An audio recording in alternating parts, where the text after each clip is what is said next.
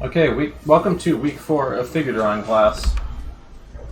My name is Spacedad, and I am here to teach. I teach for free, and I teach for fun. And I'm an amateur teacher from the animation industry. I've worked in film and TV production, and I'm here to dispense my knowledge and information for free, because doing so will make me a better artist and help me practice. So you all are all my free class, basically. This is a free class that is free for me, and it's free for you. And so, subject this week is our continuation of the last few weeks we've been doing of figure drawing stuff. Last week we were covering much more long pose drawings. But how I've always wanted to move, the direction I've always wanted to move this class in is in the direction of animation-oriented figure drawing.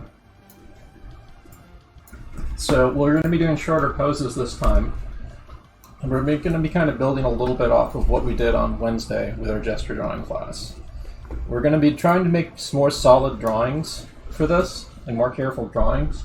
So they're going to be a little bit longer poses, but I don't think we're going to be doing a 25-minute pose tonight.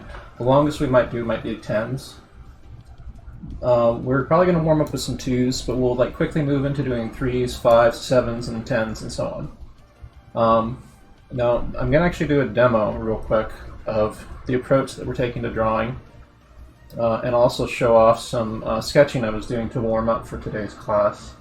I was doing some free figure invention sketching, kind of using the approach I'm going to be taking tonight. And it's the method that kind of builds off of what we've been doing the last several weeks.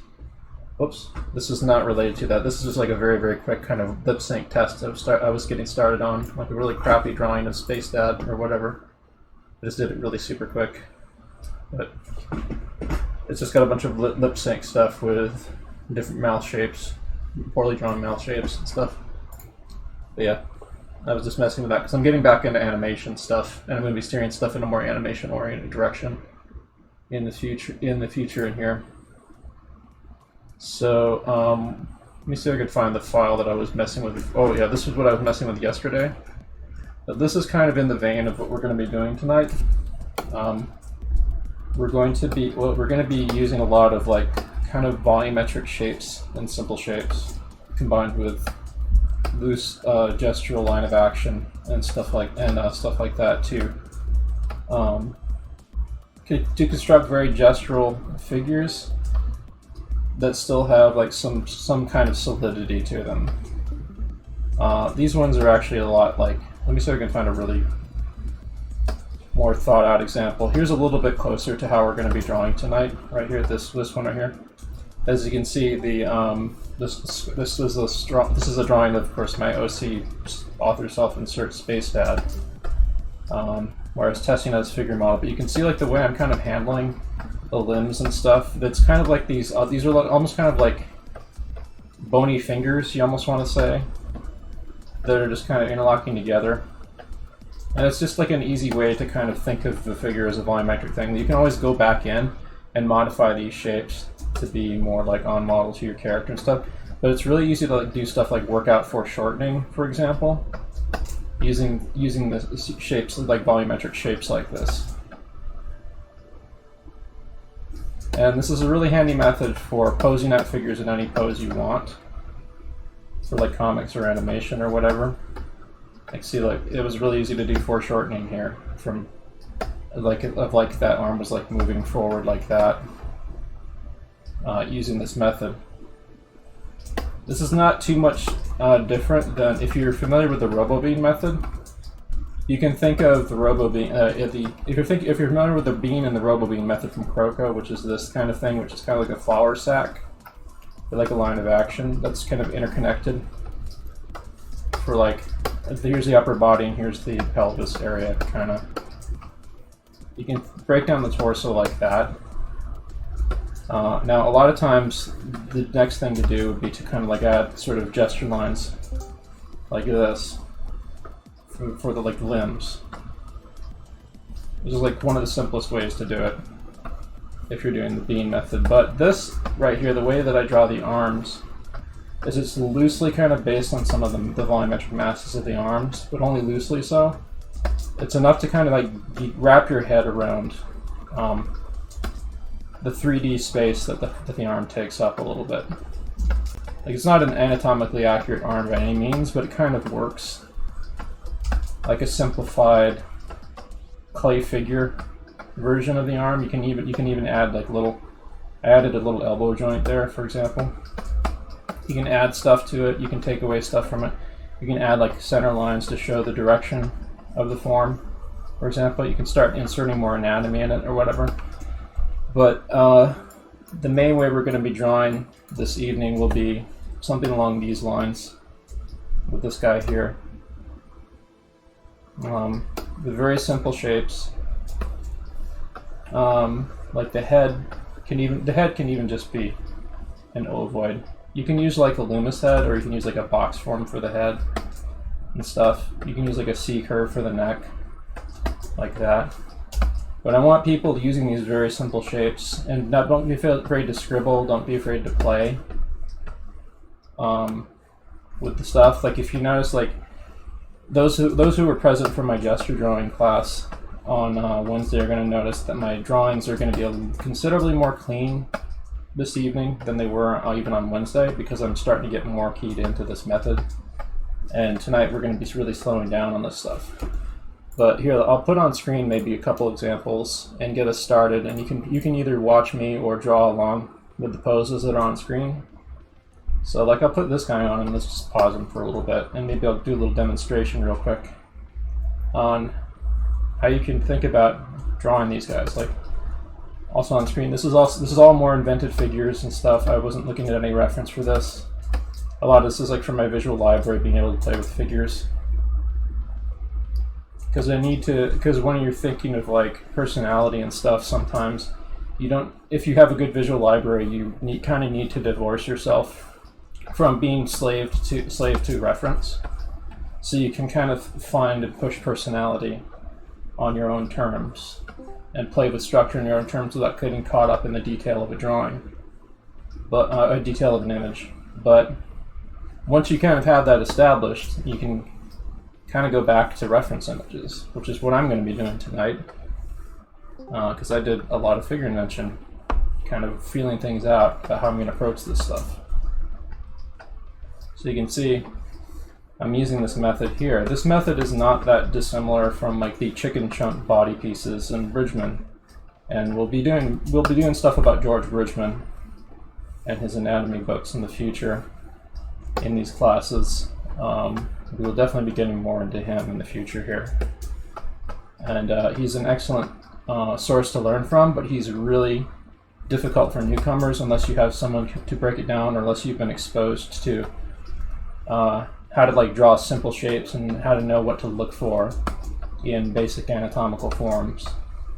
Because the way that George Bridgman draws is like really kind of chicken scratchy looking, and it's kind of hard to pick out what to study. But one of the things he's really good for is just getting you to start to think of the figure as like 3D masses of like, it was good for a lot of things, but one of the things he's good for is like thinking of the figure in terms of like 3D masses that kind of like are pieces of like almost like fried chicken chunks, or like malleable ice cream sandwiches or something, or stuff that's like kind of dimensional but feels kind of pliable and interlocks together. Like, if you start being able to think of the figure in those terms, you can do anything you want with the characters you draw, and you can draw just about anything too, because you'll have an approach that you can use to break down just about any shape and have a sense of integrity to it, a sense of integrity behind it that that you didn't have before if you're able to think of things this way. But you can see, like, I'm like, even though I'm not drawing line of actions or gesture, like the gesture is kind of integrated into the form. And the way I do that is I use a lot of curves like that, like on the thigh, for example. And I'm kind of really used to drawing, like, here's like a forearm, for example. I'm kind of really used to drawing this way, so I can think of like these things in terms of their gestural flow a lot, and how they interconnect and how they feel together. Like I can kind of like sense the gesture going on here, for example. And that's not to say that it's not necessarily a good idea to that's not to say it's not necessarily a bad idea to like start with a line of action and with gesture first before you do like the kind of approach that I'm taking, like this, for example. It really depends how you want to experiment with it. Sometimes it's good to go straight for trying to mass in the shapes, like straight away, and other times you want to kind of mess with just the gesture. So I want people to feel free to play with the approach that they take tonight. If you are pretty new and you are a little worried about taking on something like this, it's pretty complicated. Don't worry, I have a simple exercise for you to do. Here it is. Look, you ready? Watch. Line of action. 3 circles on the line of action. And you can just do this over and over again for short poses tonight. But if you want to take things further, make a center line. Unlike this, and that becomes the center line of the rib cage. Wrap a circle around this, then decide that if the head is tilted up or down. And if it's tilted up, for example, darken in that, create a center line right wherever you think the head will be turned. Then you can have like a C-curve neck, just something simple. And then if you want to, you can do like single lines and stuff like this for the limbs and like little kind of indications of feet. It doesn't have to be anything fancy. Same thing with the arms here, for example. Those who have seen my previous classes, you're also welcome to use the other methods I've shown and interchange between them, whatever you think is going to get you the most value out of things. The way I'm going to be approaching drawing tonight is very close to how I approach animating, because I'm going to be developing my skills to gear myself back towards an animation. So you're going to be seeing me drawing a lot in kind of the massy like pliable volumetric forms driven by gesture an awful lot, or trying to approach things with very rhythmical gesture, kind of pushing things. You'll see me invent figures tonight. You might even see me try using some of the images that are up tonight as a keyframe or a key pose that I'll then like invent some animation to or something. But tonight will be a mix of short poses that start transforming into longer poses. So we have about 15 minutes left before break. So I'm going to get us started with a section of 2s. We're going to get started right now, so get ready to warm up. So, okay, Google, set timer for 16 minutes. 16 minutes, and that's starting now. So let's just get going. This first set is going to be 2s. Don't worry about overdoing it. You can take this at your own pace, but try to gear it sort of into what I was talking about, if you can. Like, you want to think about pliable, massy forms and shapes and gesture. Like finding the flow of the pose, like the tilt of the hips and the tilts of the shoulders. I get the overall impression of the form, and if you feel comfortable and ready for it, you can start kind of massing in shapes, kind of like this, for parts of the limbs and so on. Like, you wouldn't necessarily draw like this for a whole figure or something. This might be your starting point as you're exploring a pose. And that's going to be okay if we're doing 2-minute poses right now. You also, by the way, do not have to draw the whole figure. If you're trying to work on a particular area, or if there's a particular area in the pose, like say the legs, or one of the feet, or like the hand, or the face, or something that you want to work on, you can vignette it. You can choose to vignette an image and just study on that area for a pose. And that's sometimes more valuable because then you can focus your attention on trying to execute that area well, or study the specific thing that you've been frustrated with, that you kind of want to spend extra time digesting.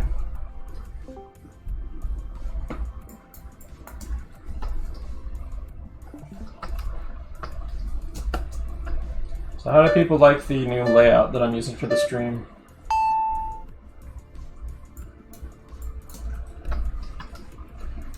Yeah, there's going to be a lot of clothed models tonight, but you can approach these the same way. Like, you don't have to worry about how fabric works for these. Just think of it in terms, just think of the figure in terms of mass. Like, we're going to get into fabric and drapery in the future, but for the purposes of these poses, just think about them in terms of gesture and mass. Try to remember a little bit what you know if you've practiced this stuff before about figure drawing. Like, you kind of know where the pelvis is. You kind of know that you can plot in the legs kind of like this, for example.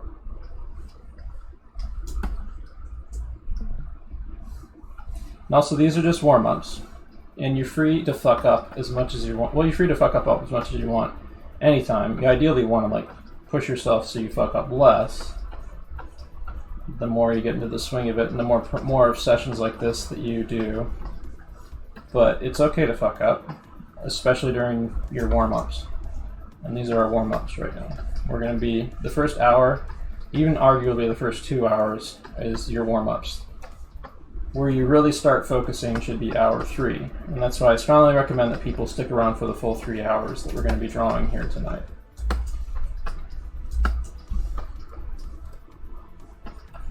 Three hours is the scientifically optimal time frame where you start encoding good drawing habits, or encoding the information that you've been trying to study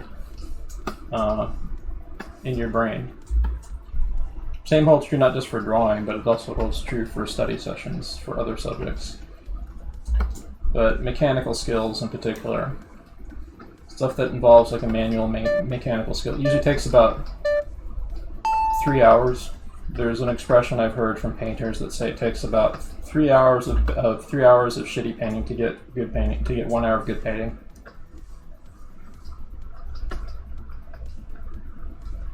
Some things you can do is like what I'm doing here, where I use like a chopped off side plane from the Loomis head to indicate the side of the head and the head turn. I'm going to actually add like kind of a raccoon eye sort of mask here for the eyes a bit, just because I want to.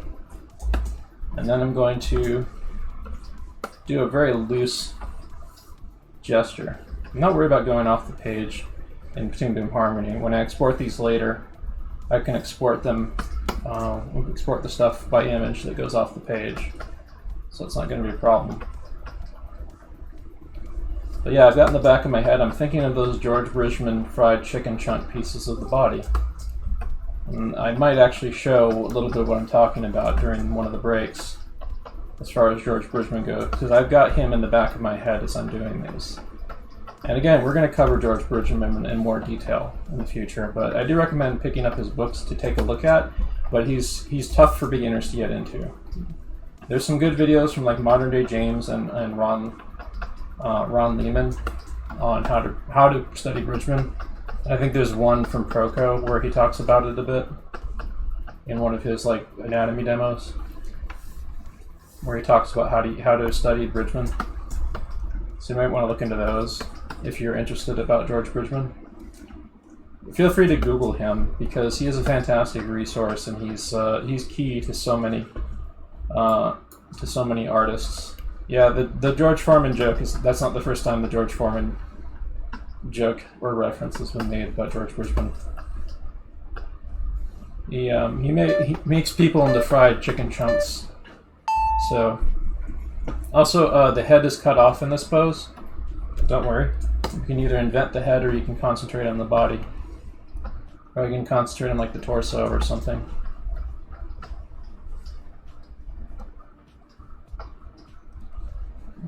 This is this is how like people thought that this was an accident where like I dropped the gesture drawing app off the screen when I first showed this pose, but that's not what's happening here. It's just the photograph. It's a good pose. Her head's cut off, but it's still a good pose to study from.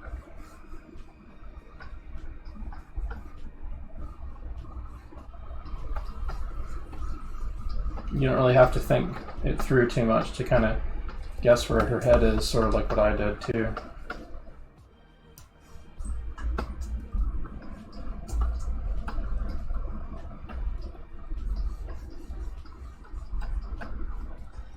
So this is Harmony 20 that I just got recently. I found that I just caved in on it. And the brush tool feels a lot better than Harmony 12, which I have a permanent dot license of. So I'm going to be using this because I want to get back into focusing on animation. And Harmony is the app that I'm most comfortable with as far as animating goes. In the future, I want to actually use Blender, maybe some Maya and some other things to like do 3D and 2D stuff. But Blender has drawing tools and stuff now too, with grease pencil and stuff. But I want to concentrate on an app that I'm fluent in first, so I don't have to really think about how. I don't really have to wrestle with the software or the brush feel.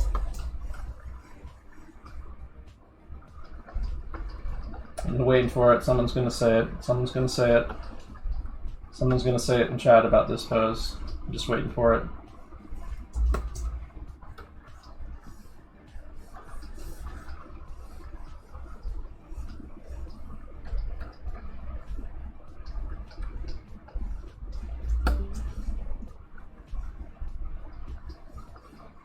Yeah, JoJo. It's a very JoJo pose. Well, technically JoJo poses are just fashion model poses. And some classical art.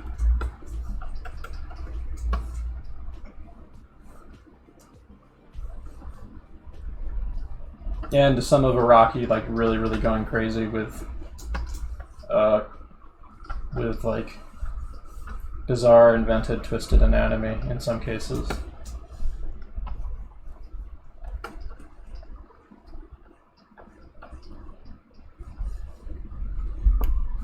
I don't know, but it looks very JoJo, doesn't it?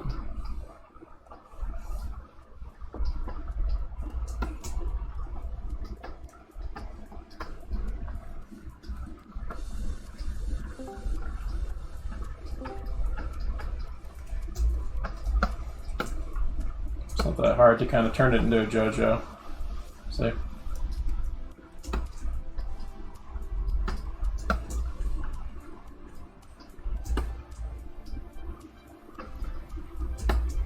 Crazy diamond.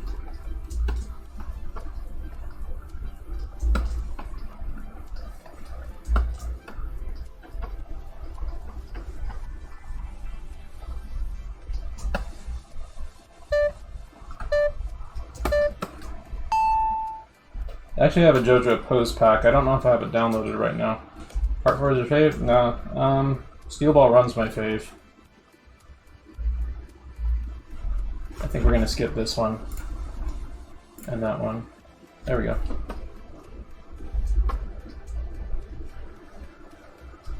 As far as the animated series go, I think Part 5 is my favorite for animation. Like, because it's representative of the furthest that the studios come, aside from the Rohan Kishpi OAVs, which are really well done. Yeah, Part 5 had some really great sound design. There's parts of Part 4 that are as good as the best stuff in Part 5 too. I think they early on in the season in Part 4 they kind of knocked down the budget a bit. That's what it feels like to me. But then as the series started, as Part 4 started to pick up steam, it got more budget and more fidelity to its animation and stuff. It sort of knocked down the budget, I think, coming off of part 3, which they kind of needed to go all out for the Dio showdown. If you haven't read the entire fight, all the stuff leading up to the fight with Dio in the manga, you should, and you should see it printed in large size, preferably in black and white.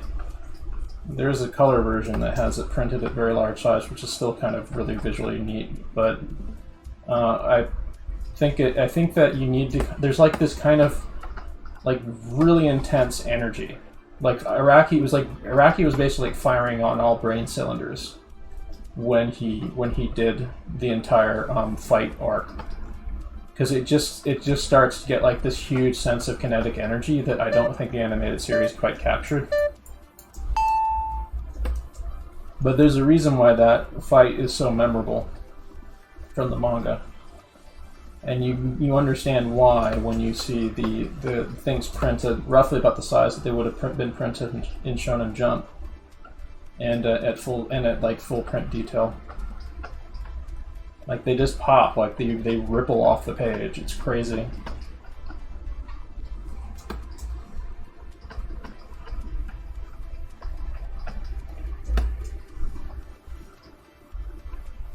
You really can't, even like viewing the images online, it's hard to get that impression. You kind of need to see how it looks in a physical copy. You can get some of that impression from seeing good scans of it in ebook or whatever, but you really need to see a physical copy of Stardust, like the showdown with Dio. The same kind of holds true even in like a lot of other stuff, like the stuff that looks really goofy, like with made up anatomy and stuff for like Phantom Blood, looks way cooler when you see it like full size. Then you just kind of, oh, okay, now I kind of see why he pushed and broke anatomy like this. He was kind of like straining at the limits of his knowledge of figure anatomy, to be honest, but he was vibing.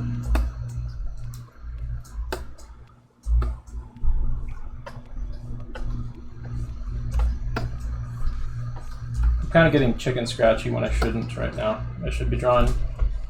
I'm starting to autopilot a bit when I should be paying more attention to making longer lines and massing and stuff. That's always a danger when I monologue.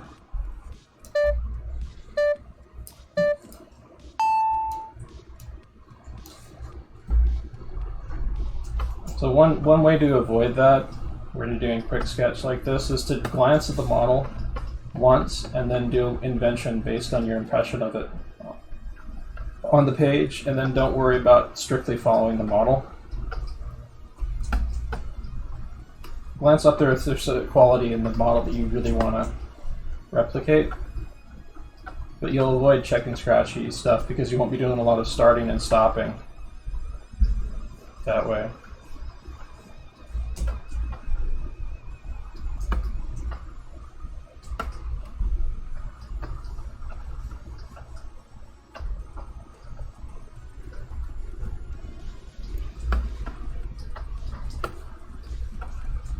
Also, it's a strategy to kind of like creating a pose that works on its own terms without aping the model, which is something you kind of want for creating characters in animation.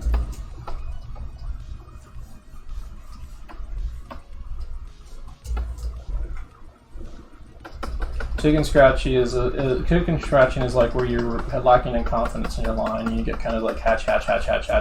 You generally want to draw like long, curvy strokes, long, straight strokes, even like that occasionally. But like, want to kind of minimize how many strokes you make and have purpose to the strokes. It depends though, because like there's some approaches that are scribbly in animation that are actually helpful. Okay, Google, stop. I'll get more into those a little bit later, but we're going to take a 5-minute break. Okay, Google, set timer 5 minutes. Okay, Google, set timer 5 minutes. All right, 5 minutes. Starting now. I'll just pause it on this guy. We're probably going to move into either 3s or 2s next. But yeah, so tomorrow will be the Saturday animation figure drawing class, but I think tomorrow on Saturday we may actually pivot back into doing Sakugaburo studies, which is something that I used to do on Saturday. The point of Sakugaburo studies is we break down and we analyze and we study a piece of Sakuga animation from Sakugaburo. Like a really good scene from, I don't know, like whatever's a cool-ass recent show that is a really cool-ass piece of animation. If there's something that I feel like we can learn from, I'll be bringing it up on Saturday. And what we'll be doing, we'll be analyzing it, we'll be copy studying it a bit ourselves into your animation software of choice, or you can just thumbnail it or draw the poses in sequence on your page. And the point of it is we'll be trying to understand what's going on there so that we can have it on our heads to replicate the same idea on our own terms. And guess what? Weeks and weeks ago, like maybe about 4 weeks back, maybe more than that actually, I did a study of like Space Dandy, a Space Dandy animation stuff, before I kind of like abandoned animation for a little while. And then like last Tuesday, I drew this. I animated this on last Tuesday. Which is this I'm gonna develop further, and this is going to be a stream alert of like when people subscribe to me or whatever, or send me bits, which helps me out. Oh, by the way, if you have any bits to give, or if you have a Twitch Prime sub or a sub, feel free to spend it on little old me. It'll help you keep these classes free, and it'll help me buy more equipment that I need, budget for more equipment to improve the quality of the stream. But, yeah, no, we don't, it's paused right now because we're on break. But, the run that's on my character here is loosely based on the observations I made looking at a run from Space Dandy. It's based on the same idea, and it just was like running around the back of my head. Like, even 4 weeks later, after having studied that, I was able to internalize that information and use it. So I kind of want to do that with Saturdays in the future, and maybe mix up some workshops throughout the week that do the same thing, where we take a piece of existing animation, we study it and break it down to try to learn from what it's doing and why it's doing that, because then we can play with the same idea as part of our visual library on our own terms, and add it to an animator's toolbox.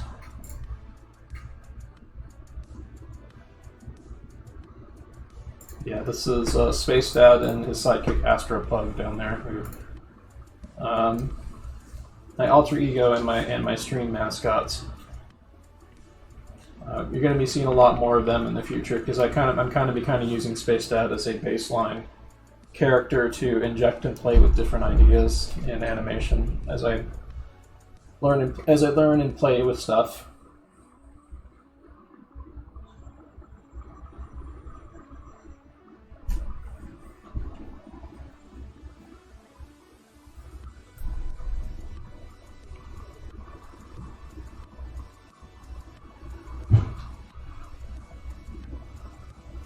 Will we ever see Spacedad fully animated? Yes, you will. I mean, that's the plan. Well, you're looking at him fully animated now, but I mean, like in terms of like a cleaned up piece of animation that has like a sequence to it, and maybe he's doing something. Yeah, you're gonna see stuff like that in the future too. Because like I said, I'm gonna be using him among other things as a baseline character to kind of revolve back to play with different ideas. You might actually see me doing figure invention with him tonight too, like I was last Wednesday during our gesture drawing class. I need to get some water, but break should be over by the time we get back. By the time I get back to some water, then we'll be back to drawing.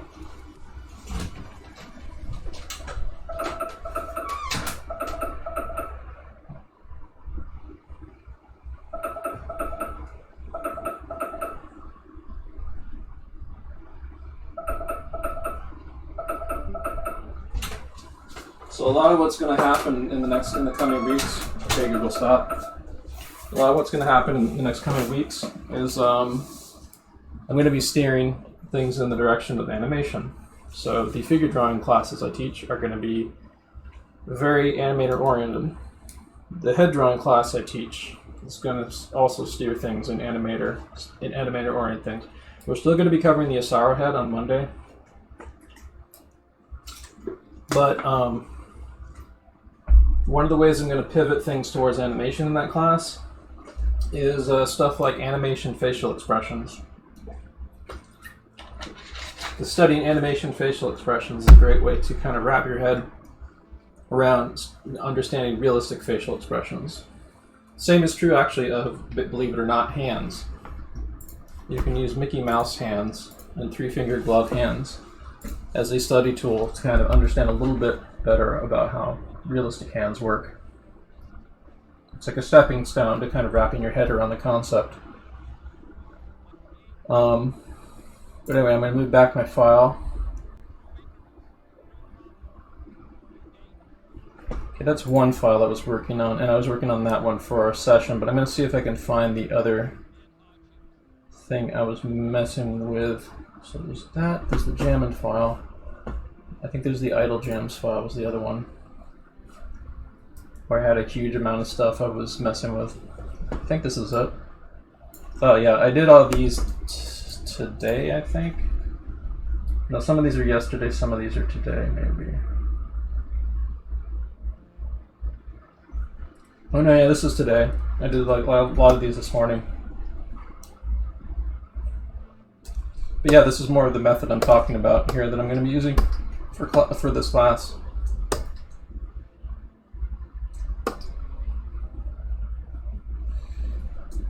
So these, yeah. I'm probably going to make a running gag out of, "Are you winning, son?" Like every time Spacedad opens the door, he always has to say that or something. No matter what, like he could be being stalked by a xenomorph. Okay, we gotta be careful. We gotta be careful opening this door. We gotta be really quiet. "Are you winning, son?" Basically. Spacedad's kind of a mix of like Doctor Who and yeah, here. This is a good example of the direction I want to kind of move things in. So we're gonna switch it to threes right now. Actually, no. I think it would be a good idea to do another set of twos. So we'll do another set of twos, but then we'll do threes and fives and probably some tens or sevens or tens.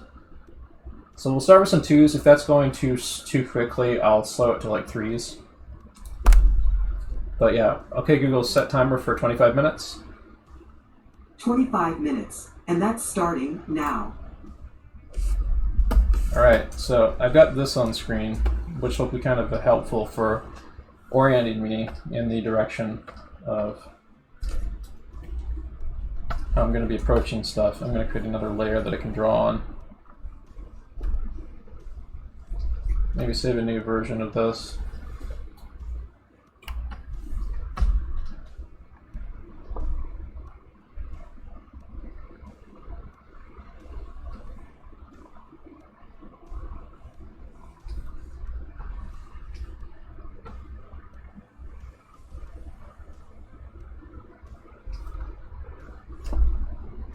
Are you winning, son? If I show up to conventions, I'm playing with the idea of like, I want to be like a Yoko Taro guy who always has a mask on or something. Or like wear like a plastic pompadour over my real head and some sunglasses. Space helmet or whatever. So I value my privacy.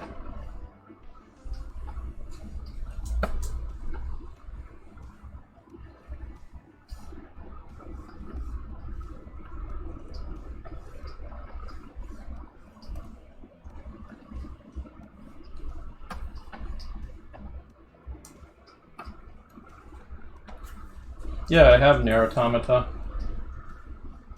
Nier Automata, or however people want to pronounce it.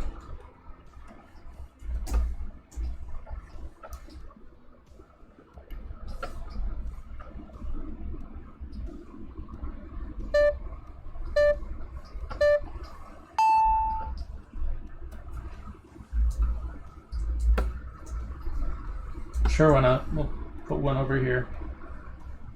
It's a good way to help me maintain consistency with how I'm approaching the figure tonight.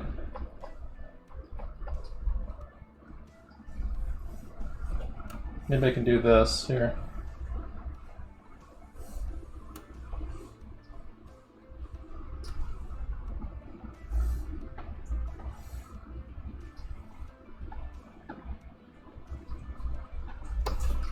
Then when I create new frames, it'll always have Spacedad's invented pose there center, so I can remind myself, and probably you who are watching at home, what we're kind of trying to accomplish tonight.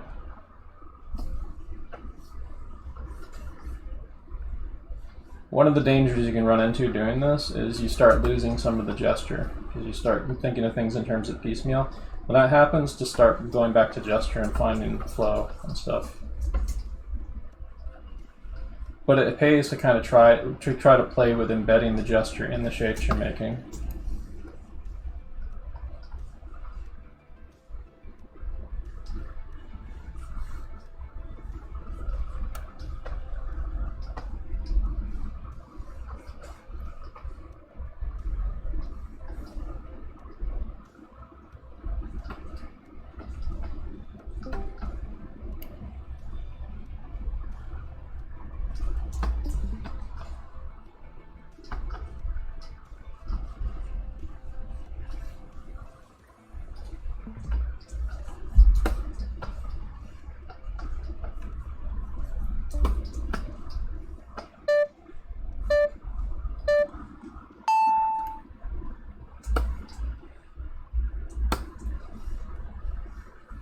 So there's going to be a lot of vignetted poses in here where you can just draw the torso, for example.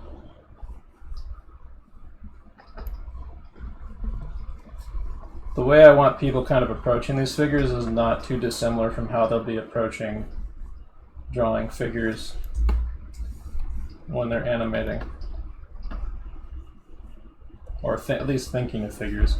Where drawing these shapes is one way to approach it. There's other more gestural versions that push things more. Another thing I want to do with some of our figure drawing classes in the future is motion and action studies from live action footage.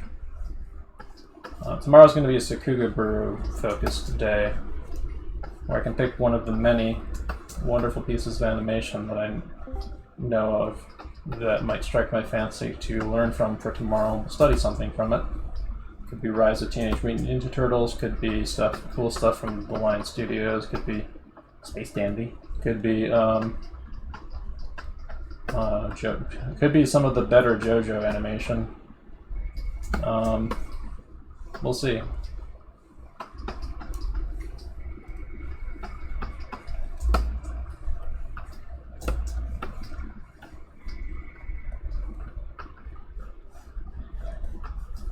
So this is a little stiffer than what I might get if I went purely in gesture, but this is helping me wrap my head around how a figure occupies 3D space. Ideally, the way I want to work it is I want to build up enough confidence and flow to what I'm doing, so that the gesture kind of interlocks the shapes together more, and I'm playing with interlocking the shapes to gesture more.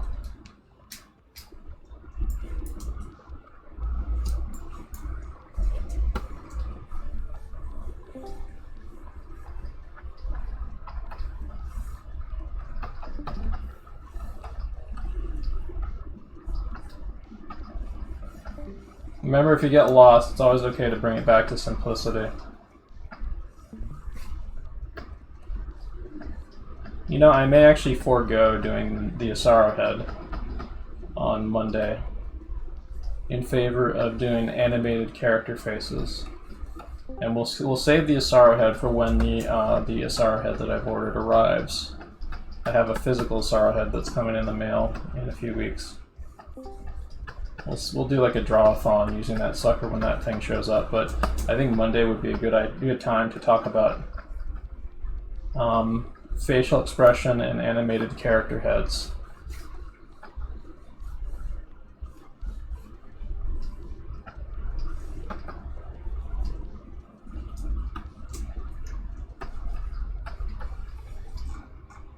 So I want to demonstrate a little bit of how some of what we've been studying gets applied into character design and animation.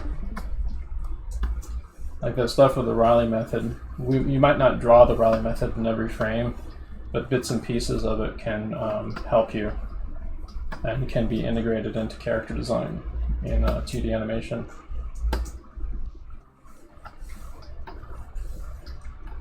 I'm gonna break things up a little bit of head and figure invention here between some of the poses. Kind of keep myself reoriented back to what I'm trying to do this evening.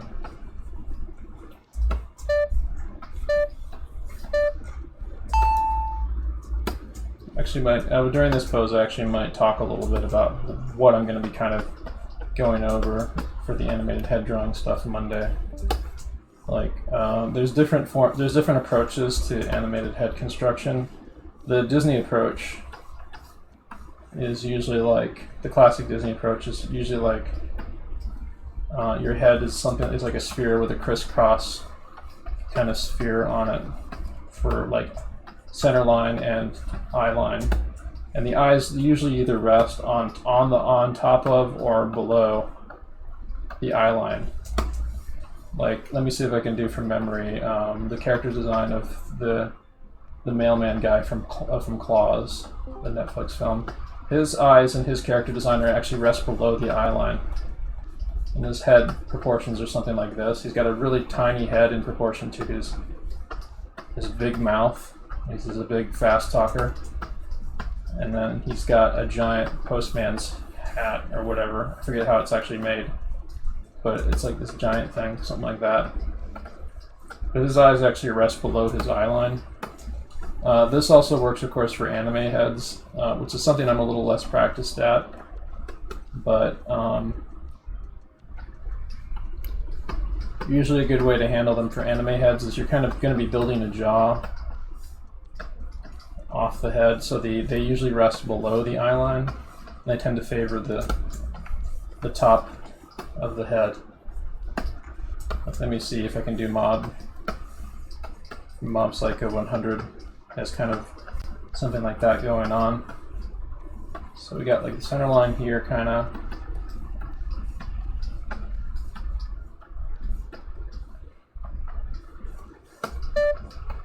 It's going to be a horribly off-model Mob, I'm sorry.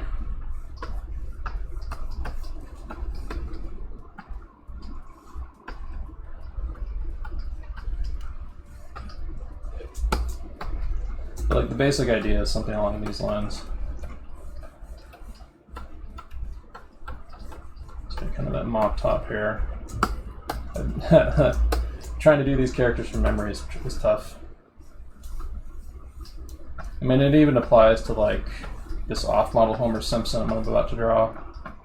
Like there's a Simpsons How to Draw Simpsons book that goes over how to get the right proportional ratio, and it's based on like model sheets used by Simpsons animators. That it's a pretty well-published art book. It's easy to kind of get like Homer's proportions wrong, so I'm going to be doing this from memory, and it's gonna be all kind of fugly.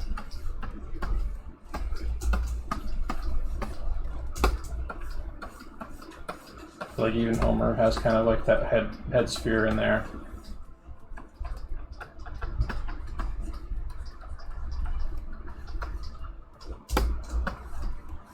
So when people do Homer, they have a tendency to make his head too long or too small.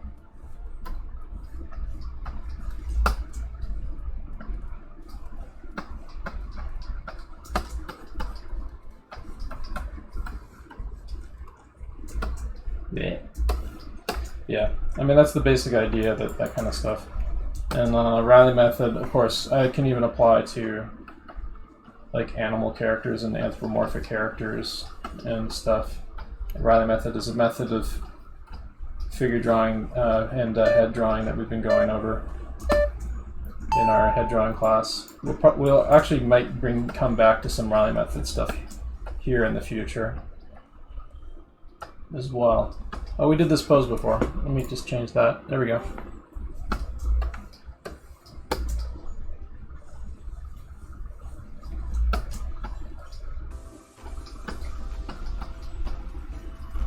What I'm probably going to have us do Monday, in addition to like drawing realistic heads and doing post studies of realistic heads, I'm going to have a lot of animated character heads, which we kind of will be trying to break down the construction of. And it's particularly animated character facial expressions. I want people to start doing studies of animated character stuff and get in the habit of doing that too, in addition to whatever they do regularly.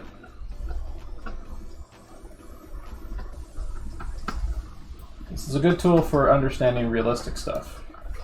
That stuff is animated characters from like good animated stuff. Like classic Disney, some of the better anime that has good figure and face drawing stuff is also good.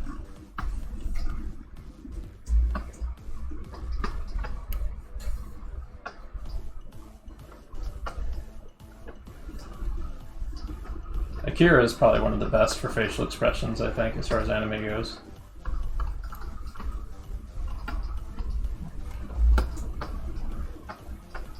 And a lot of Satoshi Kon films, for sure. A lot of Studio Ghibli films.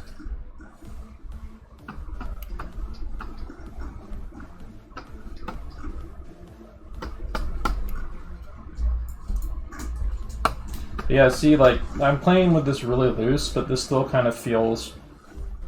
It still feels plausible to the figure that's being drawn.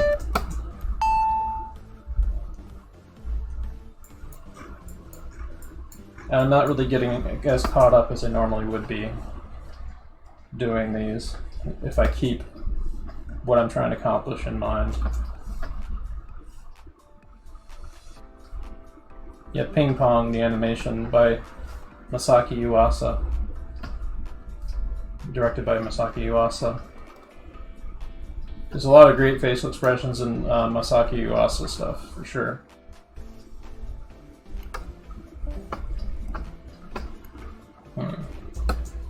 I'm kind of losing the dynamics here. Maybe it's time for me to go pure gesture with this one. Let's see here. Maybe just do a new frame.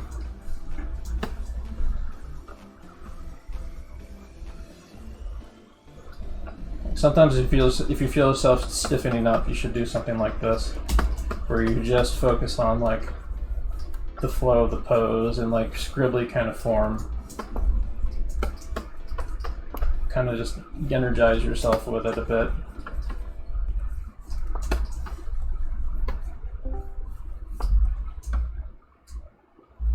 And then because this is Team Boom Harmony, I can go in like here and try to fit some quick 3D shapes in the time I have left on it.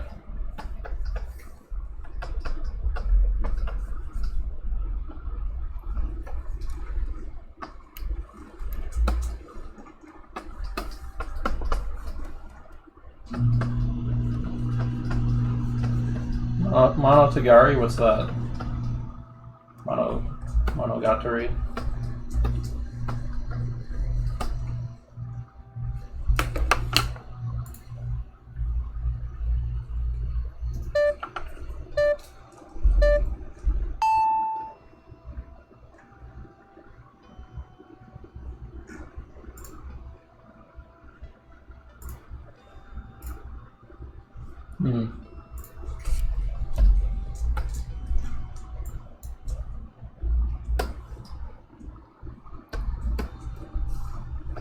No, I haven't seen it.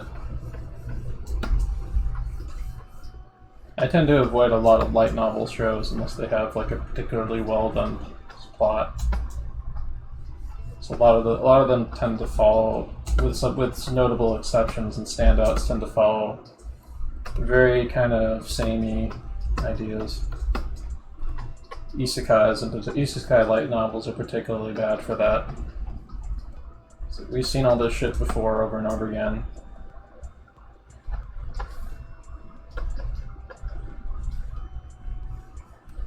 With some exceptions, though, there are some good isekais. Don't get me wrong. But so many of them are just like a mess of cliches, and it's just boring.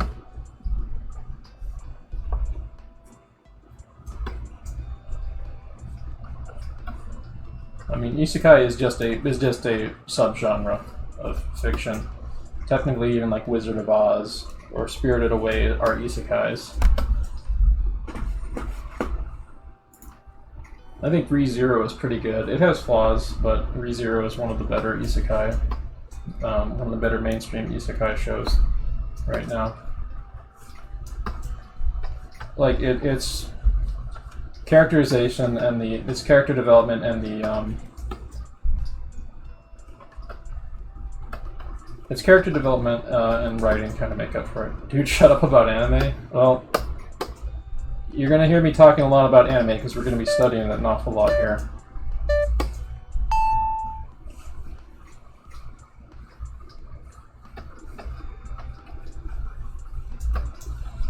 But I tend to favor shows that that have something important or interesting to say. Usually, some stuff that kind of sets itself apart. Like if I usually give a show about like 2 or 3 episodes to kind of sell me on whether the writers have some kind of vision that they're going with that's worth my time. There's been many series some series I didn't give enough of a chance that kind of had really stupid like setups that like 1 or 2 episodes in you have like pull the rug out from under the audience and get really good. So I do have to be wary about that.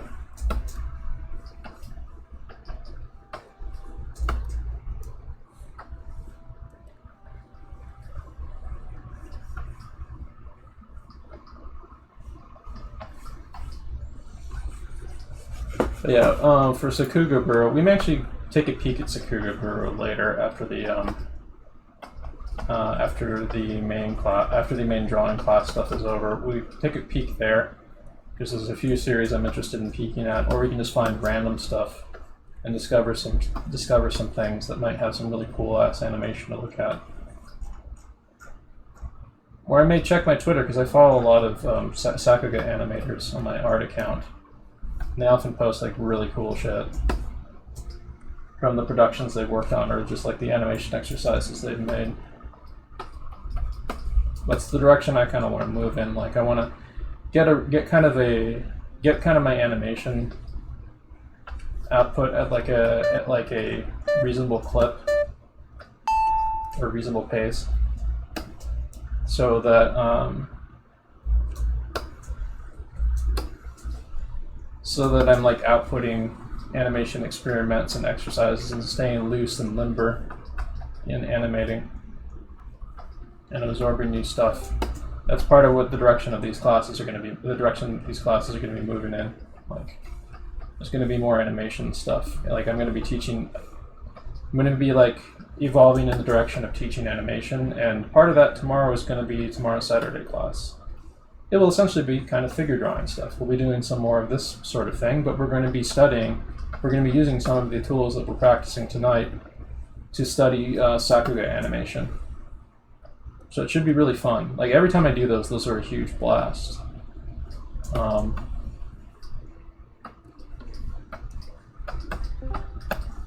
Also in the future, I may be vetting some good little boys and girls to talk on voice stream with me, like for stuff like that, because I do like having some people to banter with on some streams sometimes in Discord. Spacedad didn't originally take inspiration from Space Dandy. Spacedad kind of developed on his own before Space Dandy even existed. Spacedad was a mix of several things. He's a mix of Willy Wonka, Doctor Who, Mark Mothersbaugh of Devo, and it's also a mix of a character named two characters named one of them's named Dad Johnson. There's a character from one of the Half-Life writers, Mark Laidlaw, a sci-fi comedy novel he wrote about a post-apocalyptic society with a dad in a kind of a planned community where he genetically engineers his own kids and family. And it's like a sci-fi post-apocalypse comedy novel that actually was a big influence on the game Fallout. And Dad Johnson in it is kind of a hyper-scientific, like, keeping up with the Joneses type of 1950s dad. It's a hilariously funny satirical sci-fi comedy novel. And it has some of the trademark Valve sense of humor in it. Like some of the same kind of humor that you see in games like Portal, or the more humorous parts of the Half-Life games show up in Dad's Nuke. And related to that is J.R. Bob Dobbs, which is J.R. Bob Dobbs is the fictional cult leader and founder of this fake joke college meme cult from the 80s and 90s called the Church of the Subgenius. That Mark Laidlaw and like Dr. Hal Robbins, who's the voice of Dr. Kleiner and all the scientists from Half-Life 1, they were members of the Church of the Subgenius, and Mark Laidlaw actually did writing for the Church of the Subgenius at certain points, and like contributed to the mythos of the fake religious cult. But J.R. Bob Dobbs is like this piece of 1950s dad with a pipe clip art that was basically turned into like a meme cult leader. And he's kind of like really bizarre. There's like lots of all this strange mythos about how he's like the ultimate salesman who can sell you anything. And how he's perfectly aligned on the luck plane, so he's like the ultimate idiot. He's completely stupid, but like stupid in a genius way, basically. So Spacedad has some of those qualities as well. Okay, Google, stop.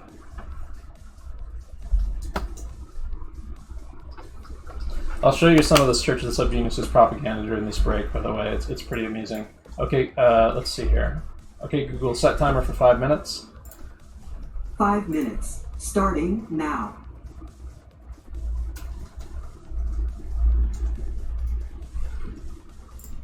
So there's a TV commercial that ran with no explanation on MTV for a while, advertising the Church of the Subgenius, but it was like an MTV collaboration and stuff, like back in the 90s, I think. Let's see, I gotta mute the music, but here it is on screen right now. I'll play it real quick. Hopefully I don't get copyright boinked for this. We'll find out. If I do, I'll just trim this segment out. But check this out. What the hell do you think you're doing? Dragging your butt through the day selling What the hell do you think you're doing? Dragging your butt through the day selling body and soul to a bunch of bland normals? Acting stupid so they'll think you're one of them? Tired of getting all of the guilt, but none of the sex? There is a simple answer, dear friend. A glowing beacon of slack amidst the turmoil and darkness. It's J.R. Bob Dobbs, the living slack master, and his Church of the Subgenius.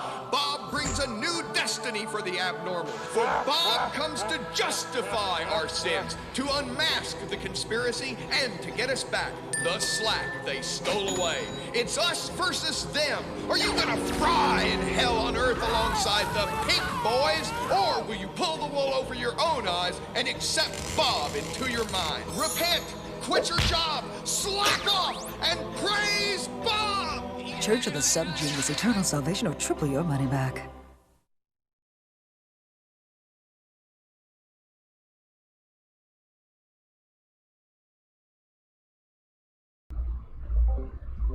So there's some other stuff with Dr. Hal Robbins, the voice of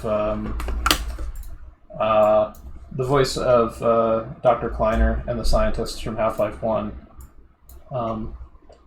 He did a lot of radio work for the Church of the Subgenius. That's also really hilarious and surreal. But I would show on screen the Church of the Subgenius video cassette propaganda, but there's like nude boobies and I can't show those on stream. So I'm going to play a little bit of the audio in the background here on the instructions on how to use the video cassette for the Church of the Subgenius propaganda. Now this cult was this fake. Yes, Captain Fire. This fake cult was real. It was like a college art kids thing. Like the kind of people who go to Burning Man were part of this, but were and still are part of this sort of thing. And yours truly is also a member of the Church of the Subgenius. I have my card. Actually, I used to have it in my wallet. It's somewhere in the shelf behind me. But I bought their books and stuff, and I was into it. And I got into it like in the mid-late 2000s when they were still they were still doing regular radio shows and stuff. It was still pretty good. But I'll play Dr. Hal Robbins. So you're gonna hear like that sounds like Dr. Kleiner from Half-Life 2.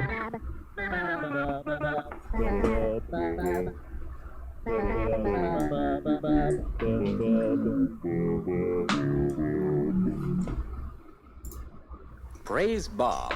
The fates have brought you into possession of a Subgenius instructional video barrage tape. Prepare yourself. You are about to be remade into a new being through forbidden knowledge previously kept secret for centuries by the jealous priesthoods of many religions. Caution. Improper viewing techniques may lead in some persons to dependency, seizures, cranial fits, priapic conditions, micturition, sternutation, subtle glandular mutations, and in some territories, legal arrest.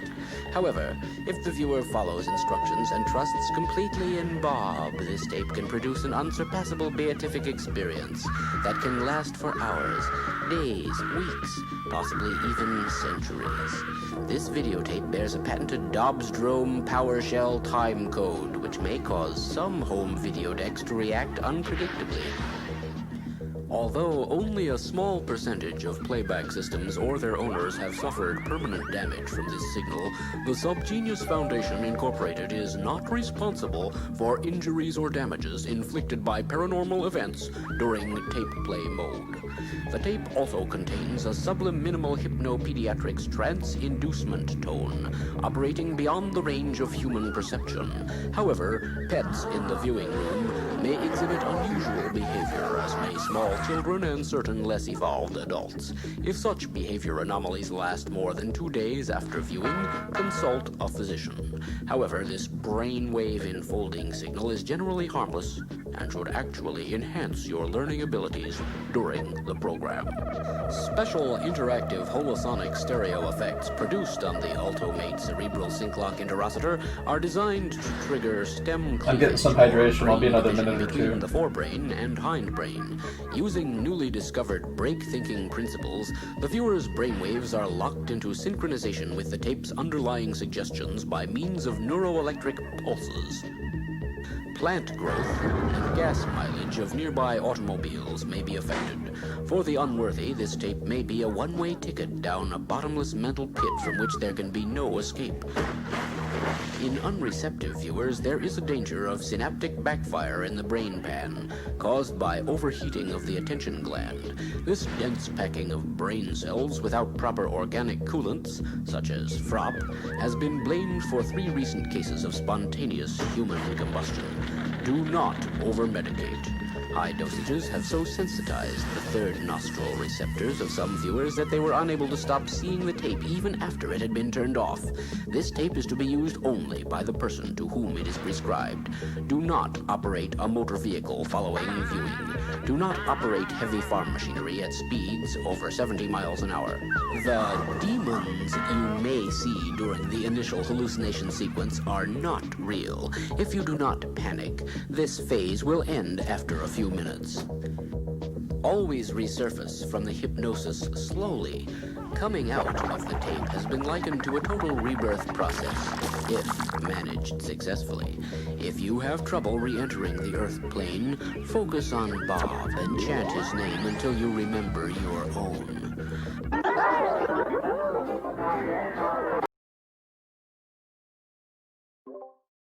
Okay. Okay, everyone focus on Bob and chant his name until you remember your own, and we will get started on some threes right now. Bob. What the hell? I think I included this because I like those pants, but fuck that. No disembodied pants, please. Not right now, anyway. Okay, so, okay, Google sets timer for 25 minutes. Sure, 25 minutes. And that's starting now.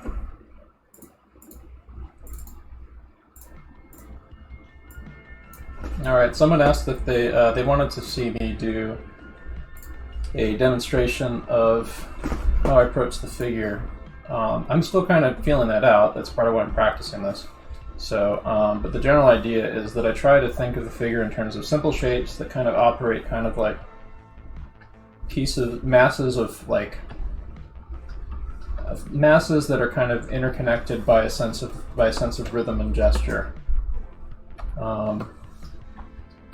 Like if you're a newcomer and you have kind of like a blind spot for this stuff, like if you do a figure like this, you might want to approach it first with like a line of action like that to kind of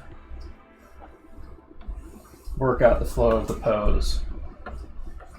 Something like this. Maybe with the whole figure.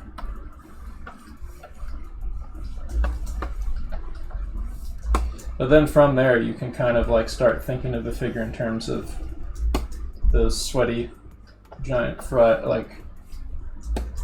chicken chunks and spheroids and stuff.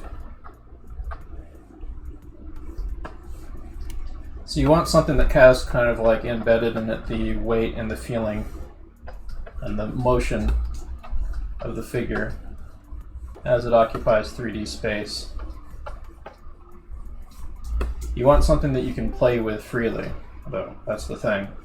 That's the goal you're heading towards with all the figure drawing you're doing, if you're gearing it towards comics or animation in particular. Like you want posable figure. You want like a mannequin you can play with on the page, where you can bend it and pose it out and push it and play with it. So I've done the gesture stuff, and now I'm kind of just adding like cylindrical pieces to it. I can maybe even show a little bit better what I'm kind of actually doing by maybe ghosting it like this with onion skinning here. Only got about 30 seconds left, so I'll try to be quick, but actually I can use what I drew here as just something to kind of play with now. So I'll show a little bit more going to the next thing. So I get a little bit of the top of the pelvis here because his pelvis is tilted towards us. And I think of the pelvis as being this kind of chunky wedged piece right there. You could even do the same with the rib cage, but I don't. But I'm going to be keeping it as a spheroid right now. I think of the thighs the same way. Like this is a starting point to kind of get you to wrap your head around the pose. Basically, you can develop this develop this stuff further. You can push it further. You can take another crack at the pose. But the point is to create like these kind of overlapping shapes and forms that kind of feel volumetric, and use it in conjunction with a feeling of the gesture of the pose. Like I can do like little cubic cylinders for the fingers hanging off the hand there, for example. And I use like some limited anatomy knowledge of like it's like I know the deltoid is there and stuff, for example, or like about where the elbow would be, kind of. Maybe add some more spheres there to kind of imply more foreshortening. Add one of kind of like my bone knob sort of forearms that I seem to use a lot for the forearms and upper arms. Although I could very well be using these for the interlocking shapes of the thighs too, like that. See?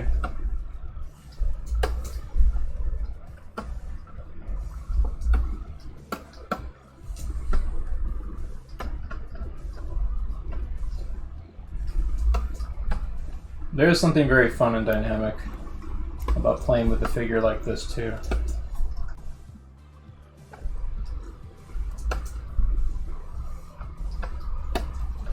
Also, like on this right here, this is kind of a shorthandy version of this structure where I think of the heel of the foot as a cube, basically.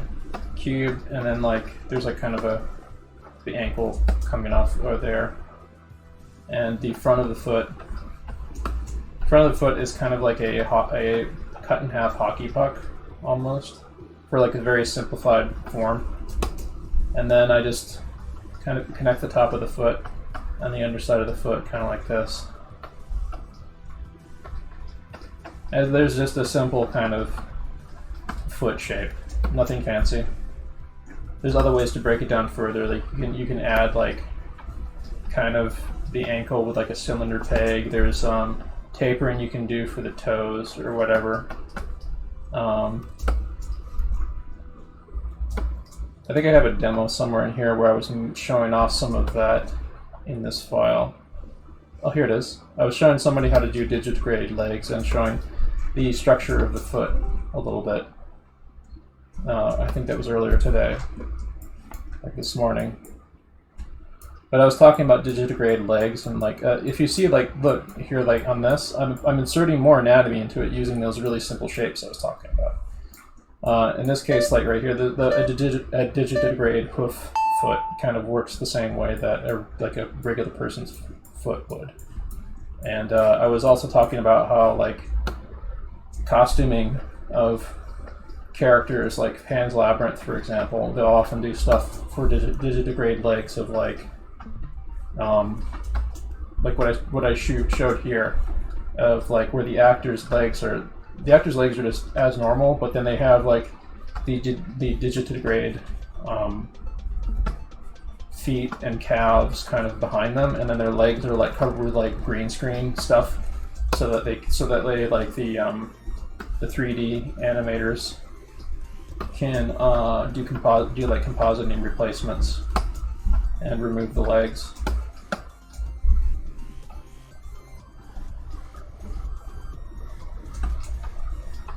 Pan's Labyrinth was such a weird name for that movie because Pan does not appear in the movie.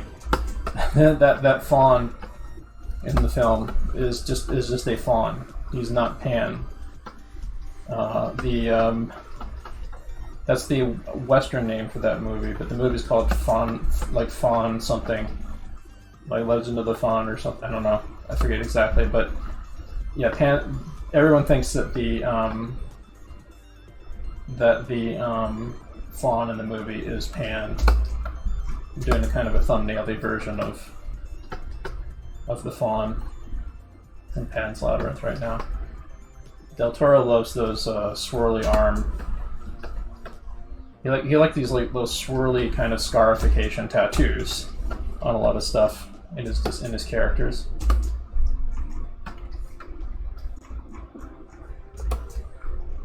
But yeah, they used the techniques actually similar to this, like on the Pale Man. If you look at the making ofs, like those kind of stick legs they did a similar thing to kind of make his legs look really emaciated. Like it was, I forget exactly what they did, but like they removed the actor's real legs. It's the same actor in the same bodysuit for both the characters. So let's get a little Pale Man in here for fun.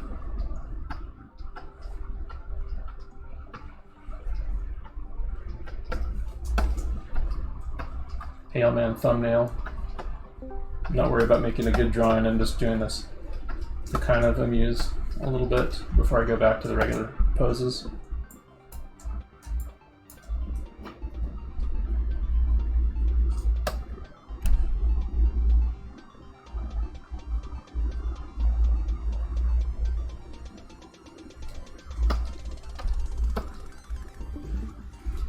So there's a distinction between gesture and figure with the drawings. Well, gesture is part of figure. Gesture is used for more than just figure too. Like, it can be used for any like kind of organic forms, really. The only time that gesture does not really show up is like on really, really mechanical and stiff forms where there's not really any sense of flow to them. But even then, there's gesture in how they might be composed. But your figure drawing will not work if the gesture is not working. That's very important to keep in mind. It will look stiff, it will look like lifeless, stuff won't connect together, and the illusion will be lost, basically. The illusion of creating a figure that has a figure or an object, or an organic object, like water, trees, or soil, I don't know, animals, cars even. Objects with kind of organic, flowy form and design to them lose their vitality and lose the illusion and become very stiff if the gesture is not working. If you cannot get the gesture of a drawing working, then the drawing is going to fall apart. So the difference between gesture and form, I could go over that in more detail, but there's actually a YouTube where I basically regurgitate a bunch of stuff from Steve Houston's beginning figure drawing class, which is available on New Masters Academy, which is a subscription site that is really worth it because they usually have sales deals on it. But I regurgitate in kind of a Cliff Notes form the stuff that he goes over about like the difference between gesture and form. I may actually show a little bit of it on screen, maybe during the break, but here's the link to it if you want to check that out later. I may actually skim through my notes real quick. So the key difference between gesture and form. So like gesture is like the flow and feel of something. Form is volume and 3D shape. And structure is kind of an extension of form. Structure is more about kind of really more rigid masses, like cubes and spheres and stuff. But gesture interlocks them and interconnects them, and you can integrate gesture into those cubic masses. Like an example of integrating gesture, there's a little bit of that going on here with me exaggerating these cubes, but sometimes it can be like the way that these otherwise kind of ordinary cubes are posed out is just follows the line of action gesture. That's how, like, let's say like you have like an animated character, an animated 3D character rig that is that is made up of cubes, but you animate them in a way that that looks very natural, that looks like a human action. It feels really natural and feels really good.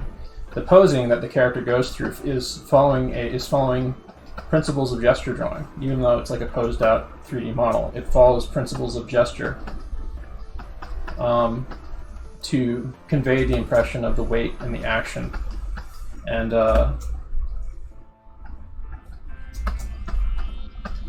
so you can get characters that might be composed of really stiff robotic parts, but they're posed out in a really gesture way. You can also integrate gesture directly into shapes. Like you can do what I'm doing. You can do kind of what I'm doing right here, where you use curved lines to bend and make these 3D box forms, for example, that I'm drawing right now, pliable. You can use stuff like look at this. Those two lines right there that I drew. That is an example. That is one example of an approach to gesture. There's not very much structure in this, but we can instantly add structure to this by, like, I don't know, like adding in kind of an indication of the deltoid here. Then we can create endpoints on where this kind of bicep arm ends. Maybe I can extend this out a bit and create another gesture line for the forearm, for example, right here. Get rid of that, actually. But one common way I like doing the forearm is I create a cube end on one end of the forearm, and then it tapers into kind of a cylinder form. And you can use all kinds of different shapes and stuff, like tools like a center line, for example, to show the direction that something is facing. Certain shapes kind of have their direction built into them, like cubes kind of do. You can kind of tell. You don't know which side is which, but you can kind of tell that this side is facing that way. You can't really do the same with like a cylinder, for example. Like I can erase this, and then we know that we know that this side is facing more towards us, and this one side is facing more away from us. But we don't know like how the cylinder is rotated. Like, and one way to do that is you make a kind of a center line down the cylinder, for example. You can also like add additional volume to it in there. So like for this, one way I like doing it on the bicep is that because there's like a separation between the bicep and the tricep muscle on the side of the bicep of the upper arm. Like I'll often sometimes have like a simplified thing from like the deltoid from the deltoid going down the arm, something like that to differentiate it a bit. We'll be going more into simplified anatomy stuff in the future too in these classes as well. But I'm going to try to touch on it in little bits and pieces, kind of like what I'm doing right now too. Yeah. We're also going to, in the future, we will do a specialized session of this stuff on hands. And those are going to be a doozy to get into. And when we get into them, we are going to keep them up and do them a lot. I've been strategizing for a while of how I'm going to do hands. I may start maybe next week, or maybe dip into it a little bit tomorrow if there's an opportunity to do so during the Sakuga practice stuff. We'll get into hand stuff. I'm out of practice on hands. I could use it. It's easy to get out of practice on hands. They're one of the hardest areas in the body to draw, along with like the face and probably feet too. Feet, hands, and faces are really hard. But if a good starting point for people who want to kind of dip their toes into into useful ways of doing the hands, start thinking of the palm of the hand as being a cube, and then you can kind of do kind of a masked-in gesture that kind of like implies the shape of the hand and the thumb or whatever. Or you can, if you want to take it further, you can, for each of the fingers, after you kind of get like the gesture in, you can think of the fingers as kind of like as the same way that I've been thinking of the limbs of the bodies, or those kind of bony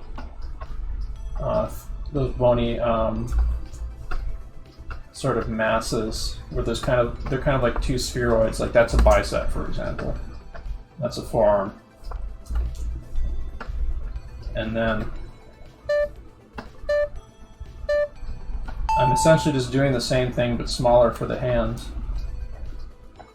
And then I would use other rhythms of like figuring out how the hands are bent, how the fingers are bent, how they line up with each other. Where's the position of the thumb and so on. Side plane of the hand. And I can kind of use that a little bit to kind of tell a little bit about the direction that the rest of the arm is facing.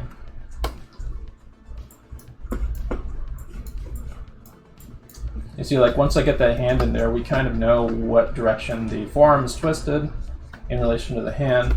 We can kind of work our way back and figure out what muscles of the arm are going to be facing what direction.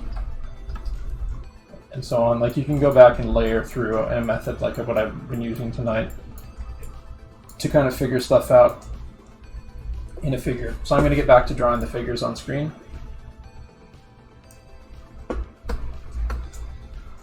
I think it's a good idea if I do more stuff kind of like that during these sessions in the future too. Or if somebody asks a question, I might break into doing a demo real quick. So it's a good way for me to touch base with my knowledge and refresh some information in my head by regurgitating it. I think staying flexible during these classes in the future would be a good idea for me, for sure, and for everyone here.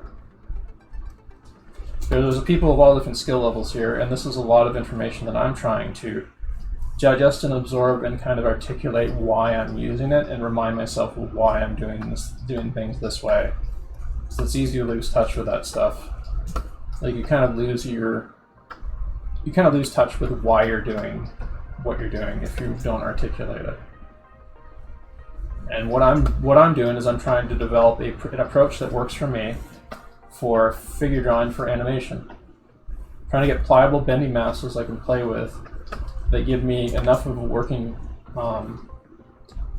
mannequin that I can pose anywhere, anyhow I want, for any pose I want.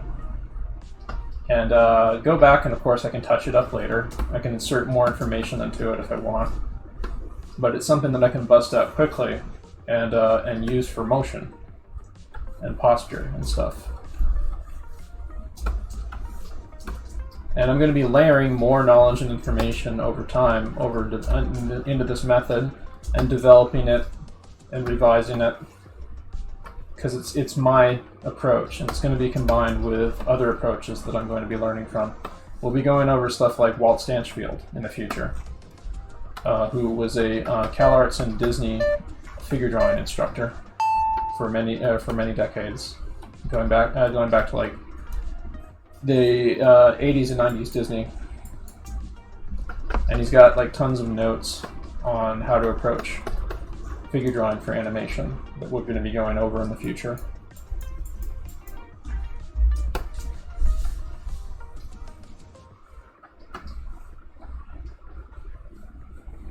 So look forward to more information like from that becoming more of a part of especially the Wednesday class. But everything I do is going to be kind of bleeding together now and moving in the direction of animation. And so making the Monday class, like I said, is going to be talking about animated character heads. We'll be talking about it from a more realistic end of things. Like, we're going to be looking at stuff like Akira, for example, and Katsushiro Tomo's work, and Satoshi Kon's work, and so on. But we're also going to be looking at really simple stuff like Rubber Hose Disney, and so on, and talking about how that kind of cartooning is useful for understanding more complex figures. Weirdly. Like, there's not very much life drawing that goes into it, but there is some, especially later when Walt Disney had his animators start taking more figure drawing classes and stuff. And there's a sense of 3D form and mass to those characters that is useful to glean from.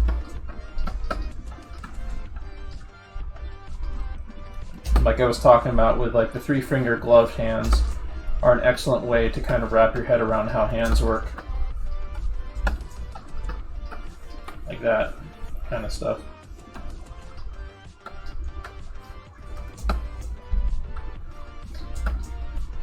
Because if all you have to worry about is like 3 fingers,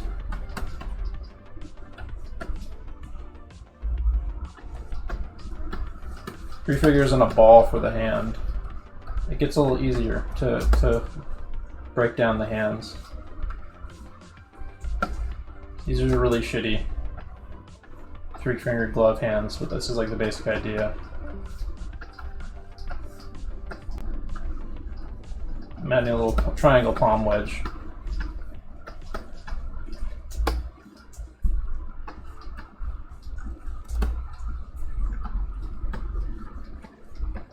Yeah, we'll probably take a look at some 3-finger glove hands and stuff.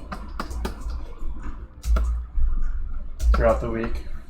I don't know how much of an opportunity we're going to have to do with hands tomorrow, but that's going to be something that we're probably definitely going to go over Wednesday. Whenever I'm able to strategize to start integrating more stuff about hands in the classes, we're going to do it.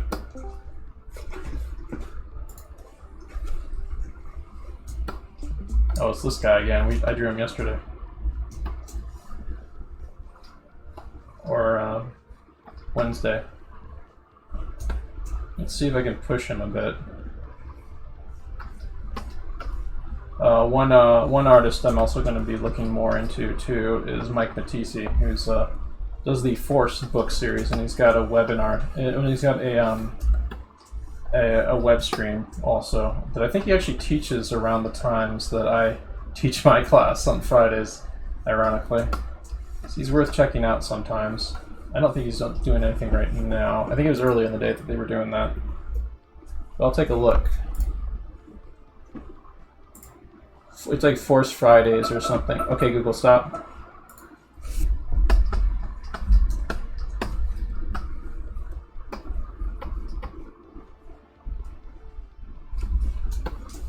So you should feel free to play with these figures. Like, these are interlocking shapes. We're using a lot of the mannequinizing stuff that we've been going over the last few weeks. If you see an opportunity, for example, to use some of the Loomis skeleton stuff, like those kind of like double disc hips, for example, or like the bony forms of the legs and gesture and stuff, or like the Andrew Loomis skeleton rib cage that has that kind of cape thing where the shoulders are inserted in there like that.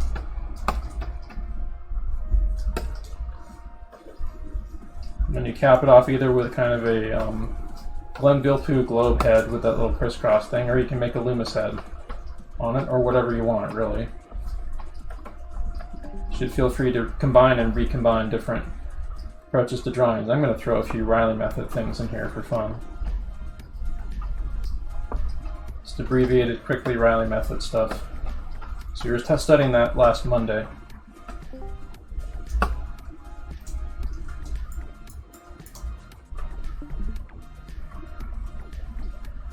It's really out of proportion Loomis skeleton, but shrink that head a bit. Really wonky too. Maybe like this might help it a bit. And then widen those hips. It's always a danger when you're digital drawing. You might zoom in on an area and then lose track of everything else. And then it starts looking really jacked up. Oh, pausing this. Okay, Google, how much time left on timer? It looks like you don't have any timers set at the moment. Okay, Google, set timer for 4 minutes. 4 minutes, starting now. I got burned out and didn't draw much for 3 days. Yeah, well, I had a day where I took a deliberate day of rest and didn't draw at all. I meant to draw.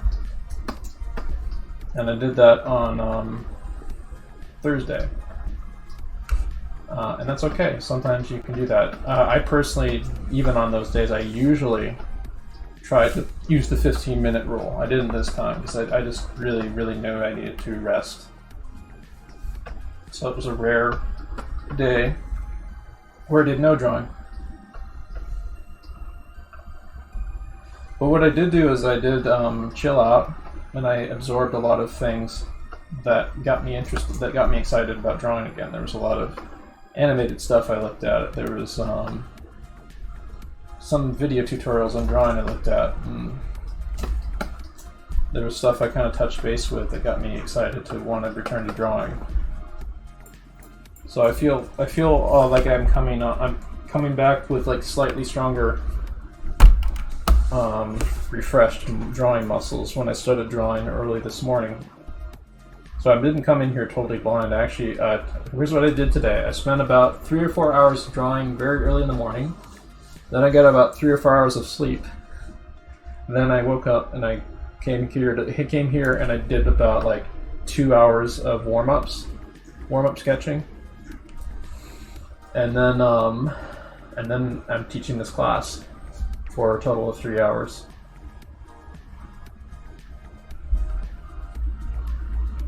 So our quitting time, by the way, is going to be like around 8:30 or 8:45. So we've got, yeah, I don't know, like an hour and a half at most right now, maybe an hour, somewhere around there. Like I said, after we get done with this, we're going to take a look at Sakuga Buru. We're gonna be having a lot of like fun in the next coming weeks. Like, it's gonna be free and loose. You can be like less self-conscious about how you draw. I want people to, like, you know, still slow down and pay attention. We'll be doing a lot of stuff like that, but I want people to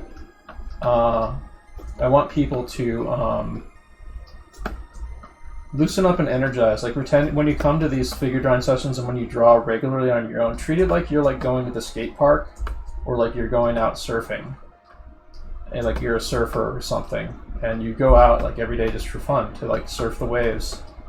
And when you do, you build up your body strength and your dexterity, and the stuff that you struggle with starts becoming easier and easier.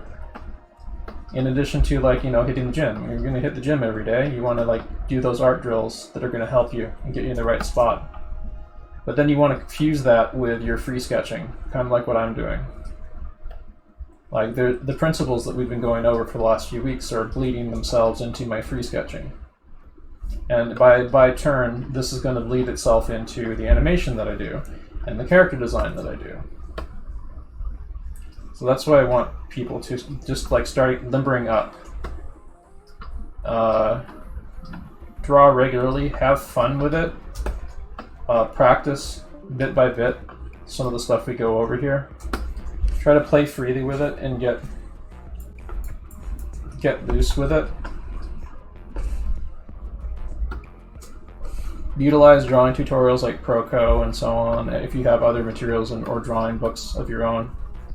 Sometimes you want to really slow down, really be meticulous and pay attention. Sometimes you need to loosen up. Okay, Google, stop. Okay, Google, set timer for 26 minutes.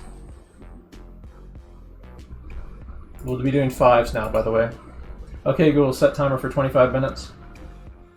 All right, 25 minutes. Starting now. If I had to guesstimate, I think we have about 3 more sessions of this for the 25 minutes. Although the last one might be a little bit shorter. We might do like 2 10s or something like that.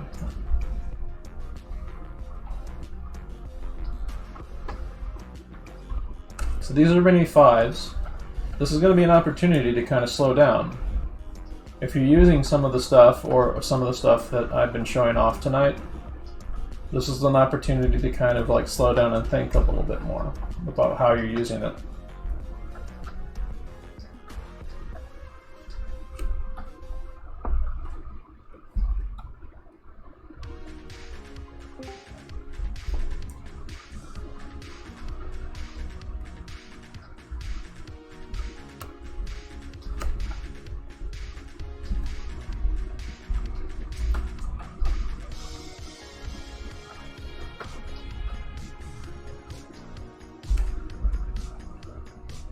You have time to slow down and think, and if you do get through the drawing a little bit quicker, you can maybe go back and fix things. You maybe try to take another crack at the drawing. You could maybe try doing some figure invention, kind of playing with the pose and stuff. This is, like I said, the way we're doing things tonight is kind of just a continuation of the approach that we took to Wednesday's gesture drawing class. We are going to steer things in the direction of some much longer poses towards the end here. We're going to have 10s, 7s, and 10s. So just be prepared for that. But that doesn't mean you can't play with some figure invention. Like, try messing with some of the mechanics of some of the stuff that I'm talking about this evening. Like, if you want to... Here, I added a ground plane for this guy. Adding a ground plane or even a sky plane for your figures is sometimes a really good idea.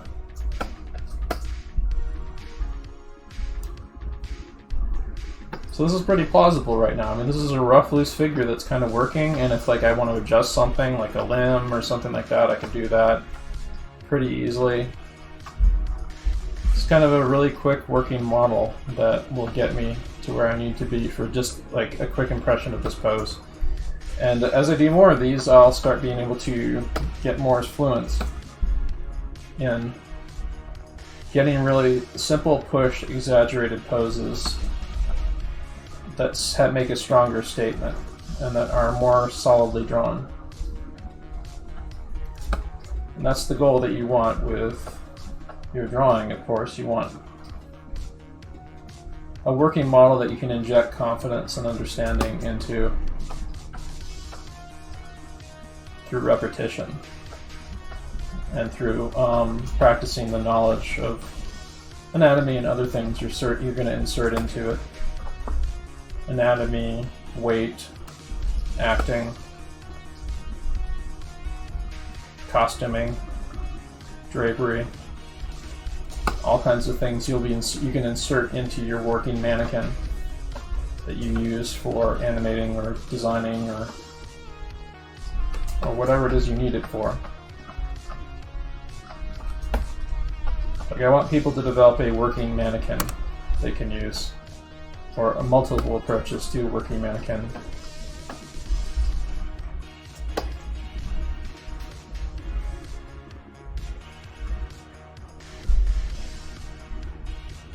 So in this case, I kind of play with it. I made a very kind of stiff pose, like there's not a whole lot going on with this guy's torso, for example. I was a little bit on autopilot when I did this, but what I can do is I can, because of the nature of how I drew this, it's pretty easy for me to just like repose things however I want. Just play with it. I could even like, I don't really like that pose actually either. I'm going to maybe twist the torso and then have it counterpose the hips.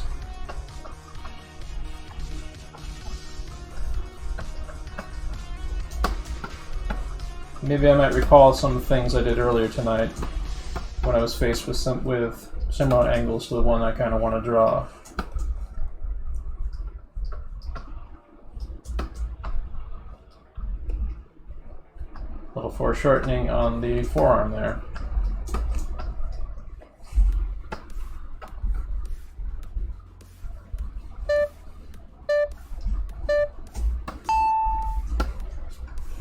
Let's skip this one. Let me find a better one here for 5 minutes. That's a pretty good one.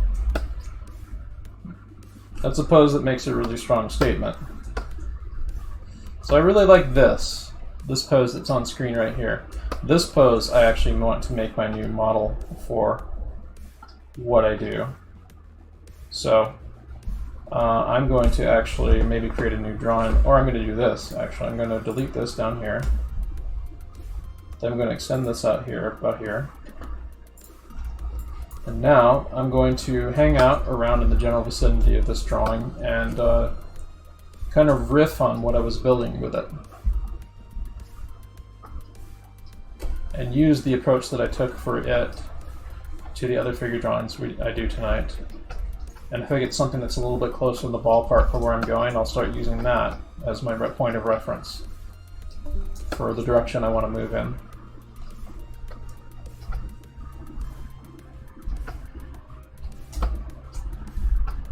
And I'll try to keep it on screen, mostly on screen for you guys here to kind of gaze at. You don't have to use my method, but like seeing kind of how the stuff that I'm struggling with might kind of jog you with how you approach stuff.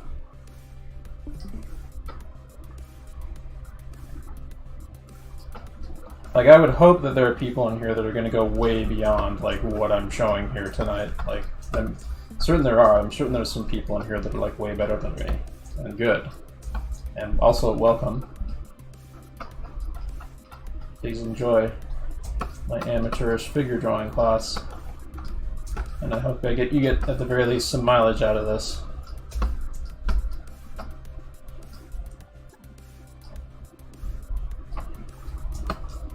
I'm also open to feedback on how I teach my classes, or even my drawing technique for that matter. So I'm not a master by any stretch. I'm an amateur. I'm a professional, but as far as my figure drawing is really clumsy and amateurish. So I got super out of practice when I was working on like puppet-based harmony and flash shows. I had to work on a lot of stuff that involved just a lot of puppet posing and cleanup stuff. So I didn't get very much figure drawing in during that time, or character drawing, which is a shame. Feels like a lot of wasted time in hindsight. But that's okay. That's why I'm here. That's why I'm learning with all of you guys. So I can start making better animated characters. Better drawn animated characters and better drawn animation from hand drawing. Because I do have a background in from being taught by Disney animators from college. And I'm kind of like trying to get back in touch with how I approached animation back then by doing these classes. I'm going over information I've studied in the past but lost touch with, that and trying to add to it.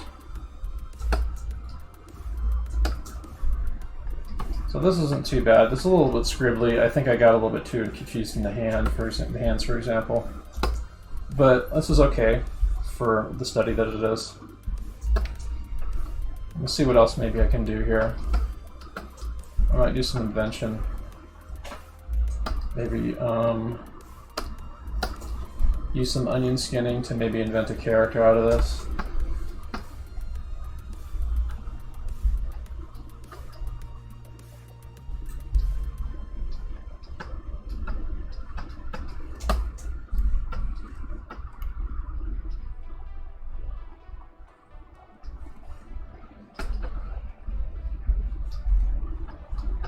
I may make her outfit different than what's up there, but have some similar things to it. I'm just inventing at this point.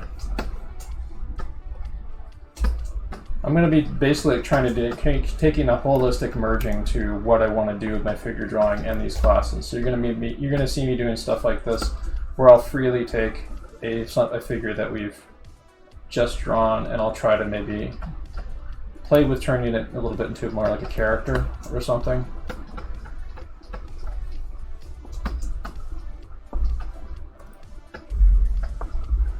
And I'm really for like doing the live action reference stuff. When we do like a live action motion studies, I want to get a good library of video reference together that is suitable for what we're going to do with that before I start doing that. So I'll just kind of strategize about how I'm going to set that up.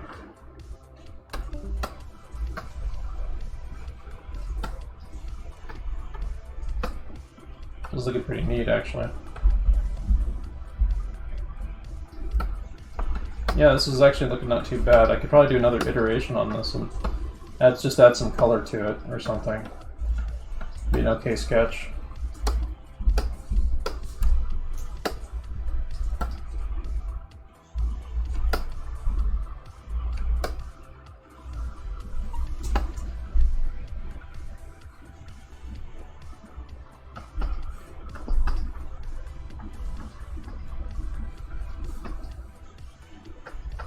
I try to think about this guy in terms of simple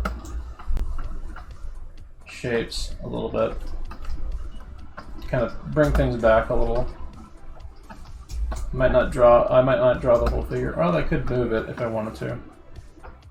Let's move it away so I can get more drawing space in. Keep it zoomed back so I can see the whole figure.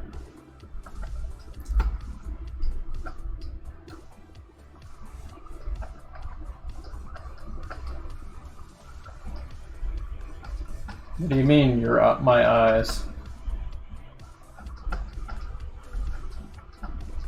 It's because I'm zoomed back? Or what? So I hope that the demos that I'm doing are fairly visible for people.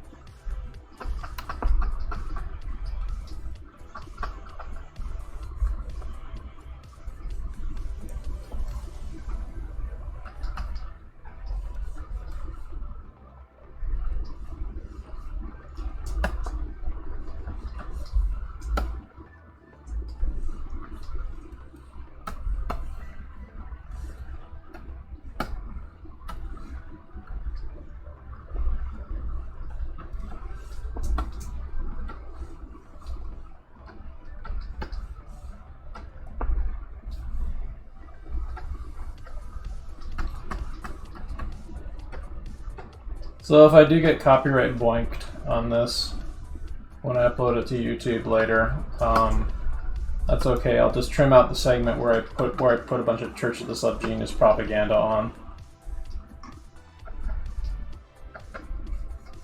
He looks like Velma? How does he look like? He doesn't look like Velma. What are you talking about?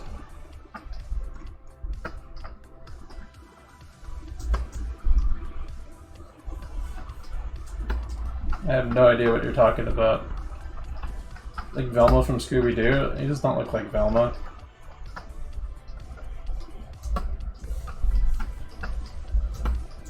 It looks like maybe a JoJo himbo or something.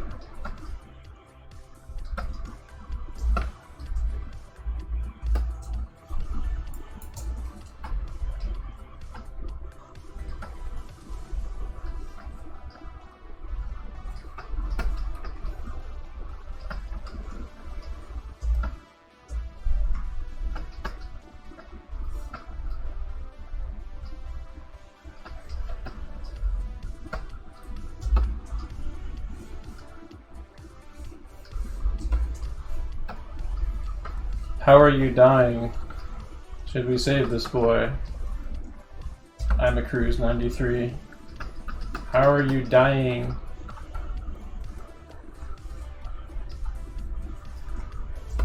Kind of tilted the hips more than what's up there, but that's okay. Let's maybe reorient myself a little bit in the last minute I have with what I'm trying to do tonight.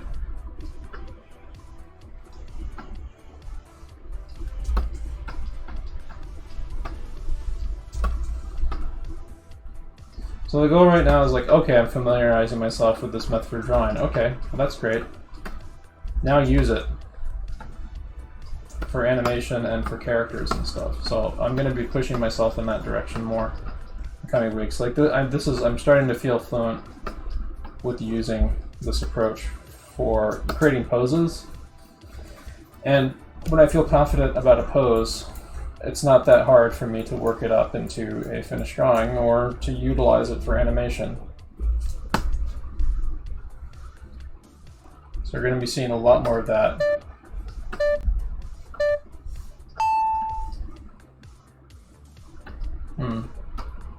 By coincidence, that torso on the upper right kind of resembles what I just threw down. So I'm just going to maybe kind of modify it a bit.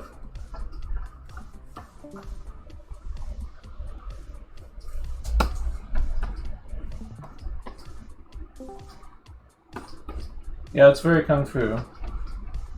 Very like Wukong, Sun Wukong, the Monkey King, who Goku from Dragon Ball is very loosely based on.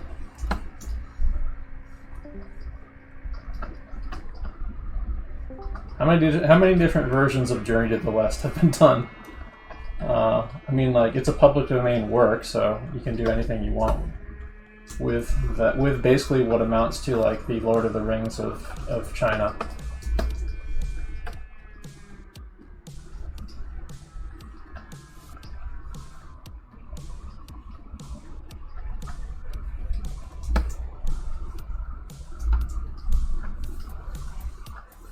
Yeah. Also, a lot of the stuff you see in like stuff with like depictions of,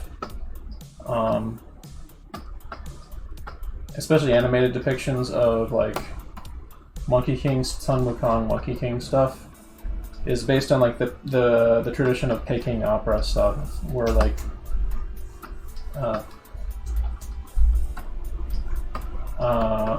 we're very much driven by like choreographed martial art displays, like live theater versions of the kind of stuff you see in wuxia films, in Chinese martial arts cinema with swordplay, flying swordsmen and stuff, doing incredible feats of acrobatics during their swordplay. That's a whole tradition in China.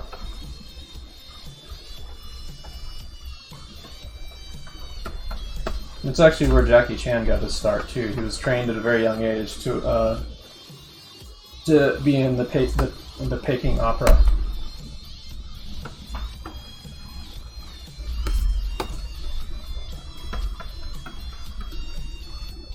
So a lot of this stuff is based on a lot of this like fight choreography is based on a rhythmical flow of music. And yeah, we'll definitely look at some Jackie Chan martial arts fight scenes and stuff in the future in some of our classes for sure. We have in the past, actually. We did some studies from Jackie Chan several weeks back. Like a couple months back, actually. It'd be fantastic to start returning to that stuff. The reason why I pivoted to like doing so much heavy figure drawing is I was not feeling comfortable with how I was approaching animating, and because I needed more time to kind of digest figure drawing stuff.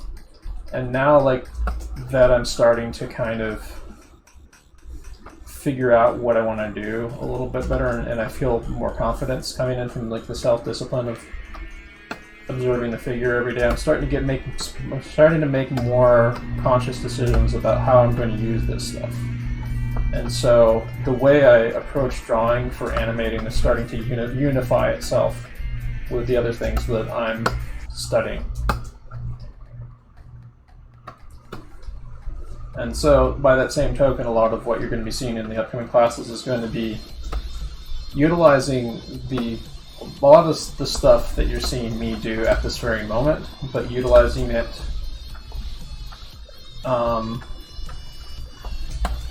for the purposes of like storyboarding or character design or animation. I'm going to be doing animation demos and stuff in the future too.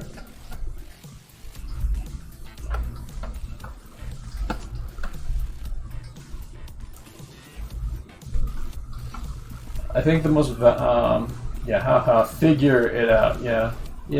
Funny guy, real funny. You want to fight? You can fight one of these guys. They look like they'd be in for a scrape. Probably get their ass kicked by MMA fighters though.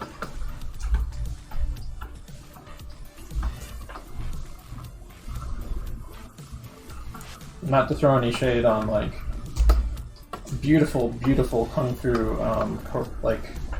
choreography. It's a wonderful art form, but as a practical fighting system, it's not very good.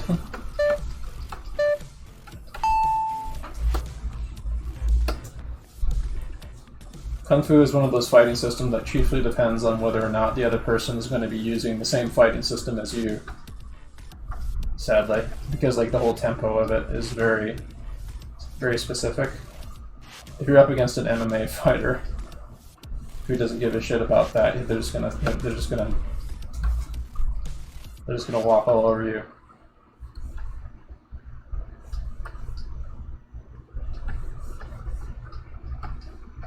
Not to say there's a lot of good stuff in it, and I know that like a lot of kung fu masters would definitely be able to kick my ass. But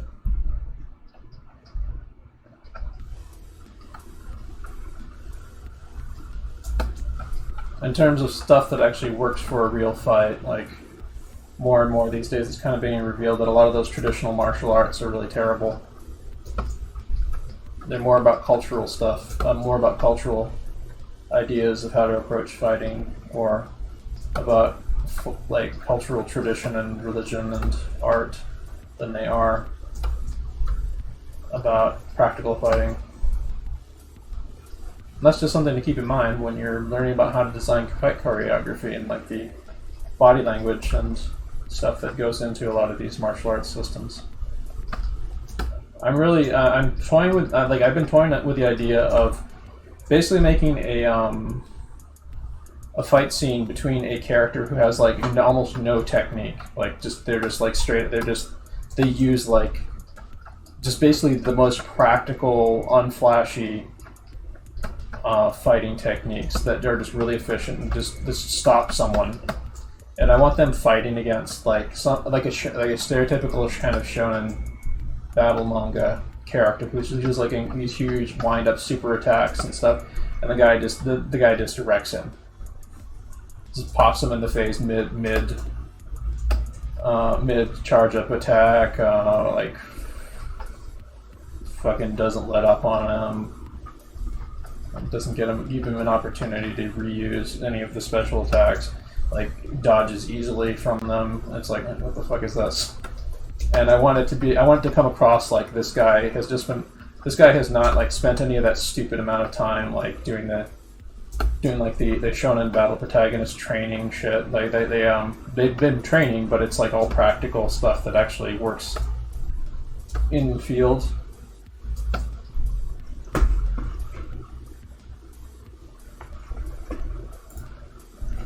Did you compile the reference yourself?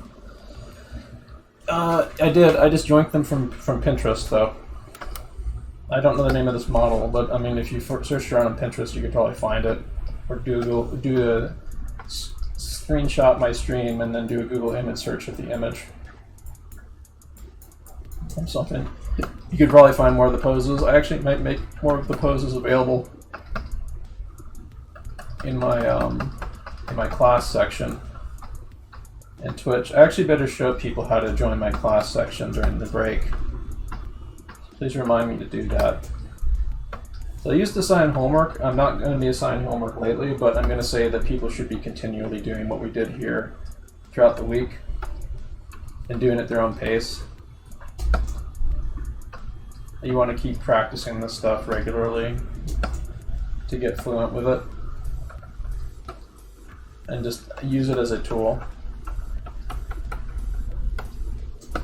So that knee is actually coming towards us, so it's a little bit more foreshortened right here, so I kind of got the calf kind of circling away, whereas this calf is going to be kind of straight on, so its ellipses are not turned towards us as much. I think the top of the thigh is a little bit turned towards us, whereas this back thigh is a little straighter.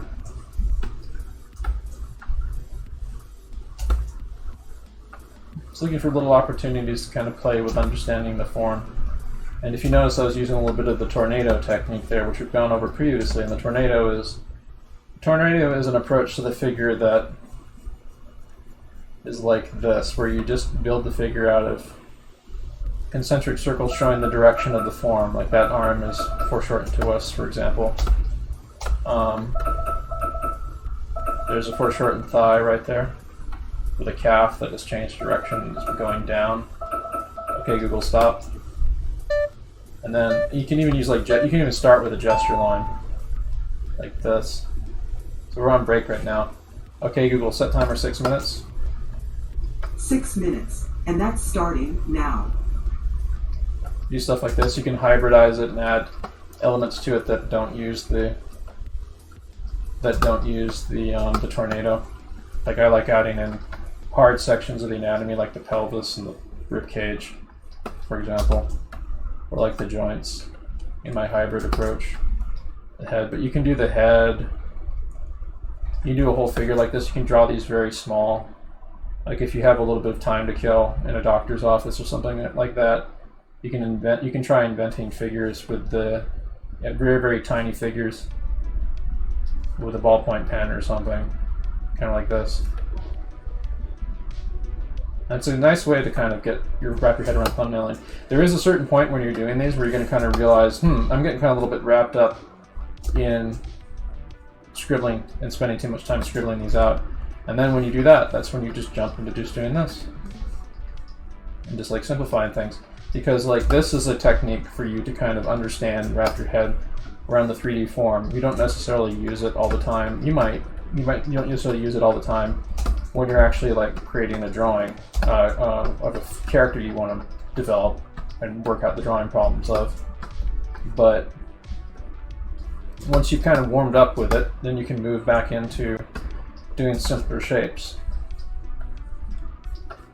And then it feels kind of liberating.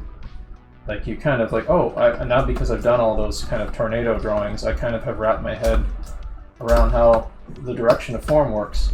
So I don't need as much. I can just like think about this stuff like in terms of like something like this, for example. A couple of cylinder endpoints on this thigh here. And you can minimize the amount of cylindrical forms you put into it that way. because you kind of know how it works from having like played with the guts of this technique. You can think of things in terms of 3D. So I might use this a little bit because this is actually a good technique to kind of engage yourself with gesture and 3D a little bit all in one. And often when you do these, you generally don't lift your finger off the page when you're doing them.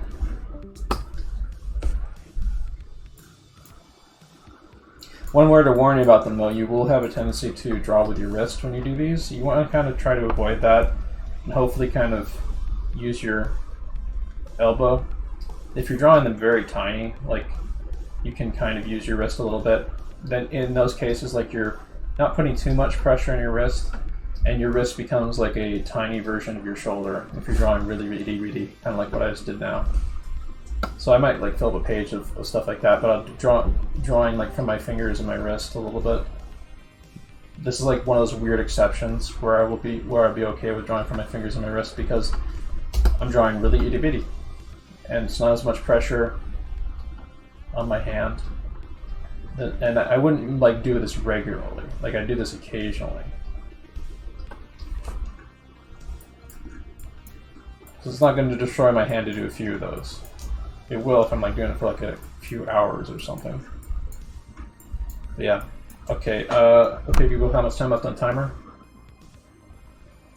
Okay Google, how much time left on timer? T minus 2 minutes and 22 seconds. Cool. I'm gonna stretch a bit. Blood flowing, step up and stuff. Take a deep breath. Limber up a bit. I believe we have 2 more sessions of this. One of them might be really short. You might like do 110 or something like that to finish things off. We'll probably just do like 110. But first we're going to do another set of... let's do a set of 7s. 7s for the next set.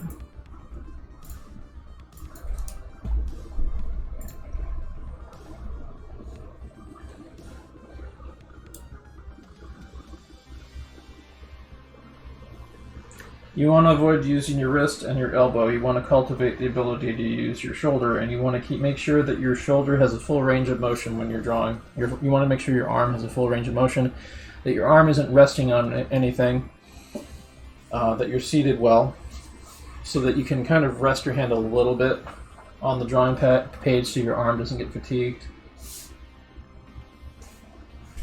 You wonder if it's okay to stick with the wrist if the tablet is small? No.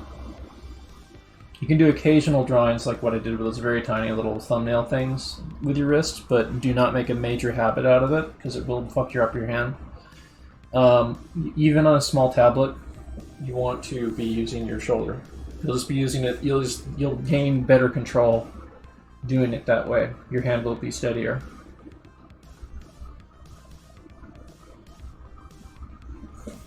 Like, let me see if I can do an approximation of like a drawing on a tablet real quick. Like I'm going to pretend this, let's say like this is my workspace. Well, I'm kind of already doing that now because I have a very limited workspace on screen, what you're seeing on screen. So I'm kind of already doing that right now. Like I have about as much workspace right now as you probably would on your small tablet. And I'm still drawing with my arm. Like this is about as big as like a 13-inch display or something, and I'm still using my arm. Okay, Google, stop. Just take another breath. Alright, let's remember, get that blood flowing to your brain. We're going to do a set of 7s, and then we'll probably finish off with 110.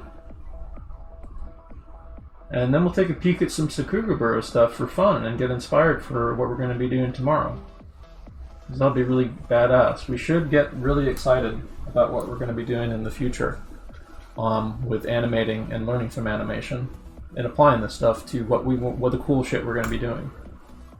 Alright, that's a good one for 7 minutes right there. So we're going to start with this. Okay, Google, set timer for 25 minutes. 25 minutes, and that's starting now. So we'll probably keep going on this until the timer buzzes, and then we'll either give us, if it's a really good pose, we might give ourselves a little extra time. But it's going to be about 3 poses, 3 7-minute poses, and then 1 kind of abbreviated pose.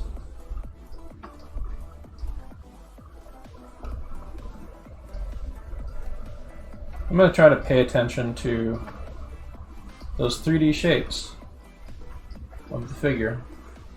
Try to pay attention to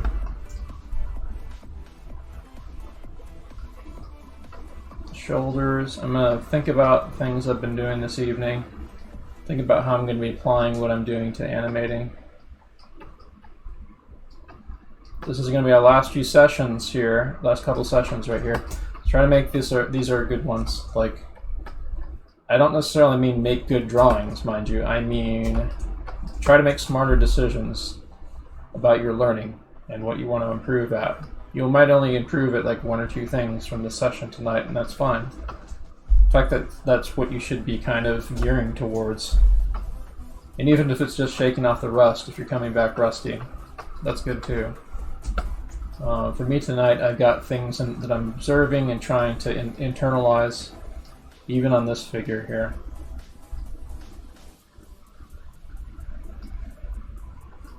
Yeah, stick around afterwards. We will be going over some cool-ass Sakugaburo stuff, looking at some really cool animation, basically.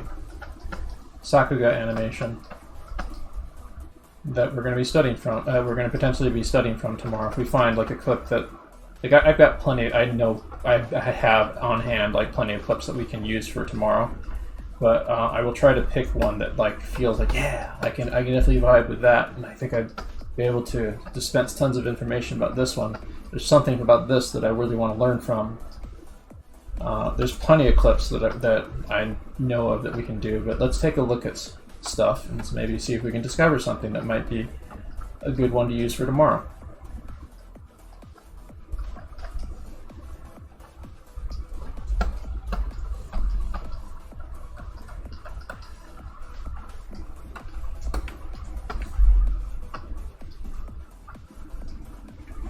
So I got 4 more minutes on this pose, so I'm going to go back through and do what I was kind of playing with earlier, where like I kind of turned this a little bit more into a character.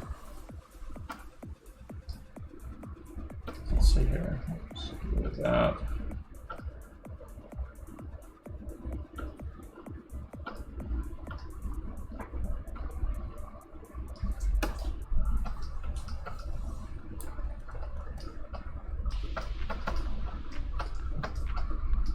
Really simple eyes and features.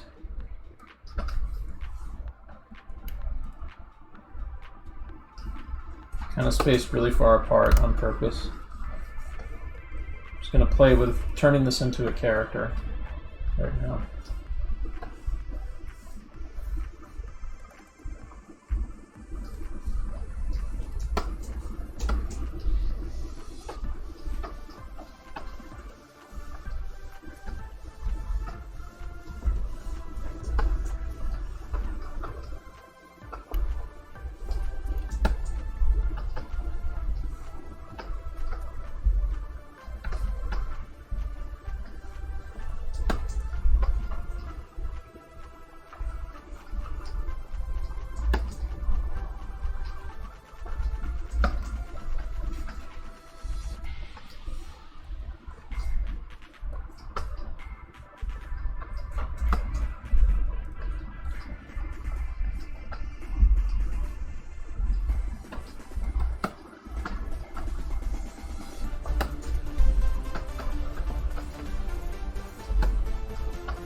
So if you're feeling pretty comfortable about your figure drawing now, you can maybe try something like this, like lower the opacity and then try to like draw over your character and try like creating a character out of them. And maybe try that a little bit more for these other drawings.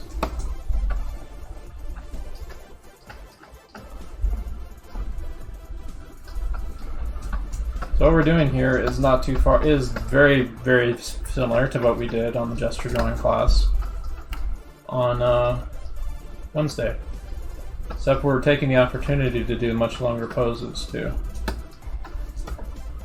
But we're kind of, like I said, we're going to be more holistic about all the classes that I run throughout the week, because I'm trying to build momentum in how I utilize this stuff and how I teach it in combining the ideas instead of separating them.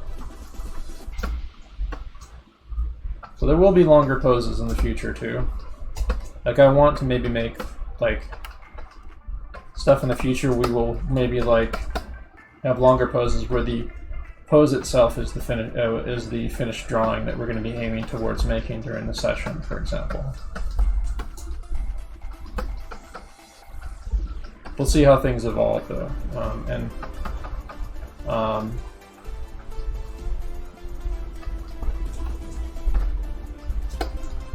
I'm going to be constantly strategizing about how to combine and recombine ideas. A lot of it does kind of depend on how I'm able to digest things and improve over time too, so that I can dispense better information and push things in a productive direction, the direction I want to head. And with these classes and with the way I draw.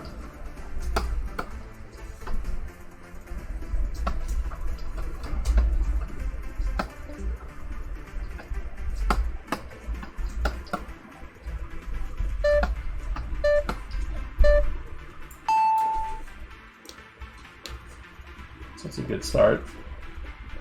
Let's push that back over here. Get rid of the onion skinning.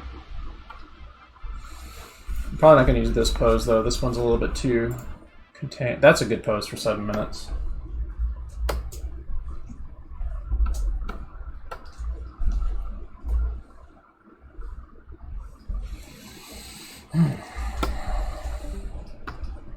If you feel like you're not processing the pose, that might be a sign to take a quick stretch and take a deep breath, because that'll get your blood circulating to your brain and kind of give you a moment.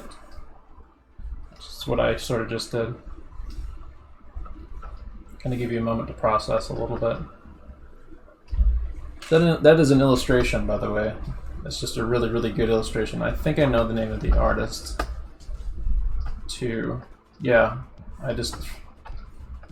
I'm having a brain fart for their name, but it's a artist that I'd known about previously. That I paid more attention to on ArtStation more recently. But their stuff is really good. It's like really, really pushed, exaggerated figure drawing.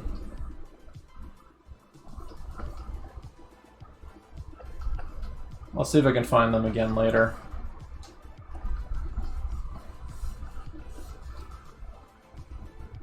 Yeah, but you can like look really, if you look really close at it, like there is a tremendous amount of detail with anatomy and stuff like that. But if you look really closely at it, it's based on like all the stuff that we're trying to struggle with learning and using here. Like this figure is based on very simple geometric forms, on which the artist layered other knowledge about like drapery and lighting and anatomy and stuff. But you can see those, you can physically see those simple geometric forms in the gesture and stuff that was stylized into the figure.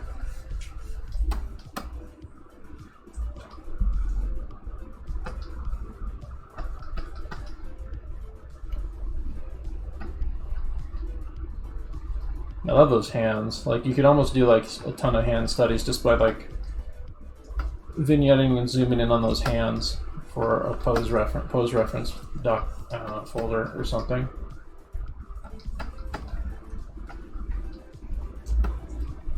And I know that this artist has a lot of other amazingly well executed hands from the other work that I've seen of theirs.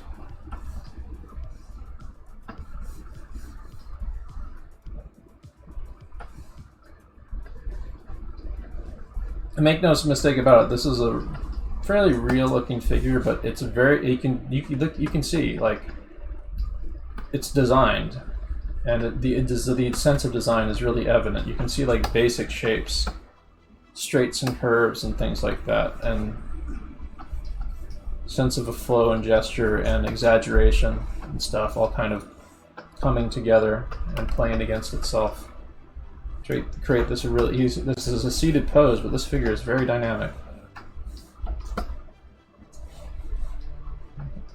Looks like this figure could like easily spring up into life. And it wouldn't be out of place for this to like be a CG animated character or something, in like kind of a hyper real stylized reality animation, or even these proportions used for like a 2D character design, if not that level of detail on the outfit and stuff and the anatomy.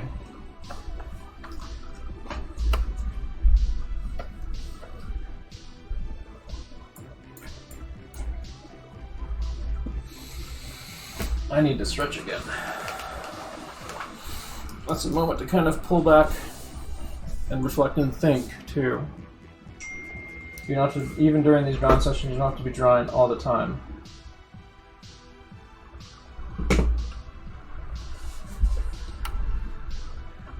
You can take a moment to kind of breathe and reflect, as long as you're kind of centering back in on the drawing. Because these 25-minute sessions with the 5-minute breaks, the point is to focus your energy on the drawing, on the act of drawing, so you don't let your attention wander and get distracted to other things. That's a common thing that'll happen when you're drawing. Your attention starts wandering to other stuff. You start checking your social media feed and stuff like that. No, these 25-minute breaks, you should be focused on the drawing.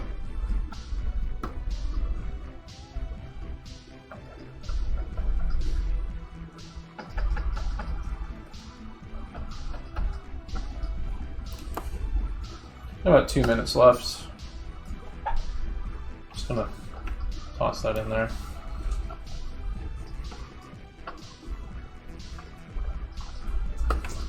Kind of want to do like a draw-over study of this person's art. I'm gonna take a look on ArtStation. Maybe I can link them in chat because I want to remember their name and study them later. Maybe I can put on more of their work into the rotation here, actually.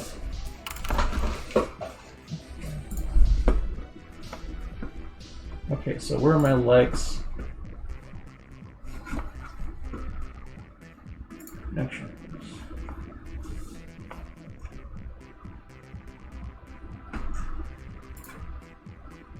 Flexions. Legs. There we go. I remember I liked a lot of their work. Oh, here it is. Daniel Clark, I think is their name. Yeah. Daniel Clark. That's the name of the artist. I will link them in Twitch chat and in Discord.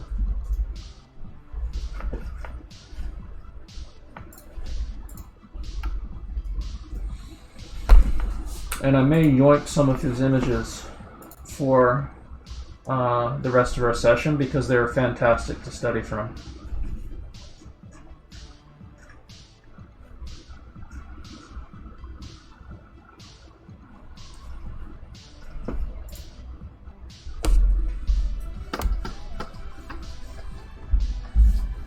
I think my drawing's kind of messy and unsure of itself compared to his, but I pulled away like one or two things, and I also made some observations about why my drawing doesn't look as dynamic as his. So let's see here, and that's the point of doing stuff like this.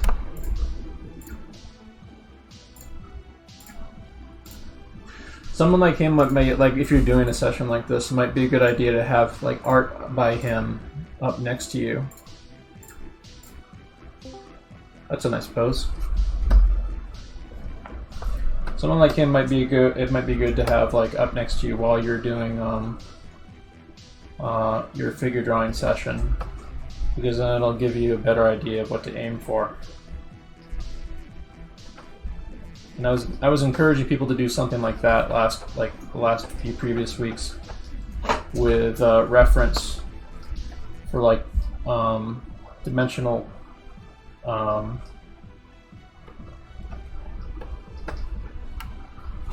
reference to like three-dimensional like cubic mannequins and stuff. And I think it's an excellent idea, like to have your drawing manuals that you're studying from open. In my case, I was trying to like get more fluent with this Invention puppet I'm using, and I'm gonna actually use that a little bit more for the rest of this remaining time we have, because I've sort of wandered away from it a bit. I'm gonna choose to vignette this figure to not include the calves, at least at this point, and draw from the knees up and see what I can make of it.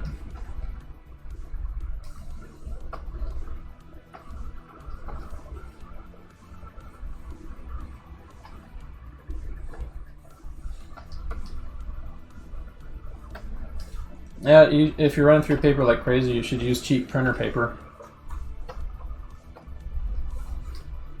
Cheap printer paper and like even like ballpoint pens will be fine sometimes. Just want something that you can draw and something you can draw with, and preferably something you can erase with too.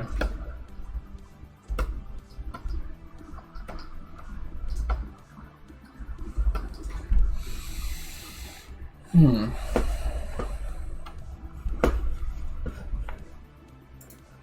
not gonna lie, I'm getting a little exhausted.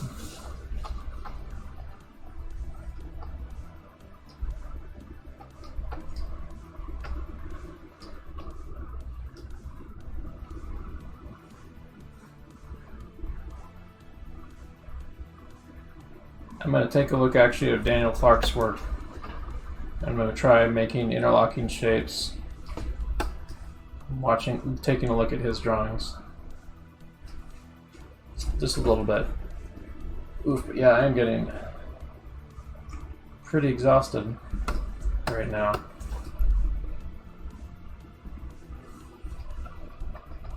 So I've been drawing all day, ladies and gents. I may actually call it after this session, because I'm starting to get fatigue set in. So I think, and don't get me wrong, I got out a lot of this session.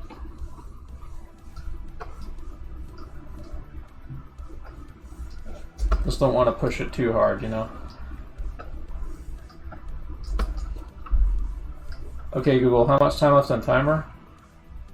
T-minus 7 minutes and 8 seconds. Cool. I think for the remaining time, what I'm going to do is let's get some free sketching and inventing figures, kind of playing off some of the ideas I learned tonight. Maybe kind of playing off some of the Daniel Clark figures I've got on screen with me right now. This is kind of like my cool down phase right now, because I've been drawing way more outside of what we've been doing here, trying to get familiar with my character puppet and so on. So maybe this should be my time to kind of freely play with it without stressing. And kind of like, just wind down by digesting a little bit of how Daniel Clark poses his figures on the art station that I have open here. So I'm looking at his thumbnails right now, and I'm kind of playing with the posing a little bit. Just kind of getting a visual impression of them. Playing with how he poses things a little bit. Because this is someone who's extremely fluent in how the body works, and in exaggerating, and using 3D form and stuff. They're able to stylize it and have it look very plausible.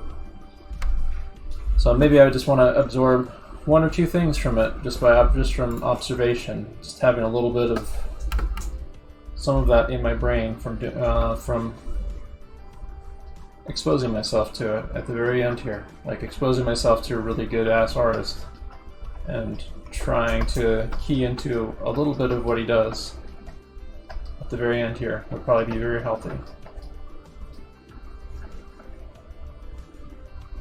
And this will be the last, when the 7 minutes run out, that'll be the end of our session. And we're going to take a peek at Sakugaburo, look for some inspiring stuff, but then we're going to then we're going to call it a night.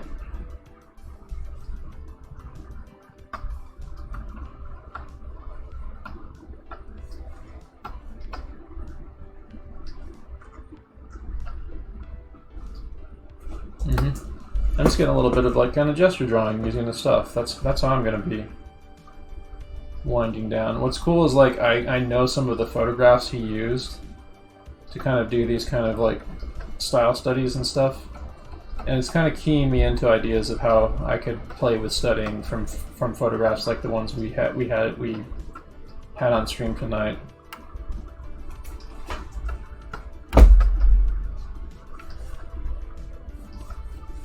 Like I'm not necessarily going to be like anywhere close to as well executed as his are, but it gives me something to play with and to get mileage with. Like it's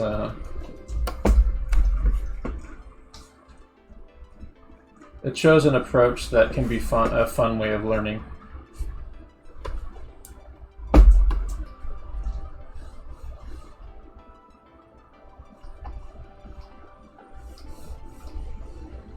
I'd love to find live demos of him, seeing how he works. That would also be really fun to see.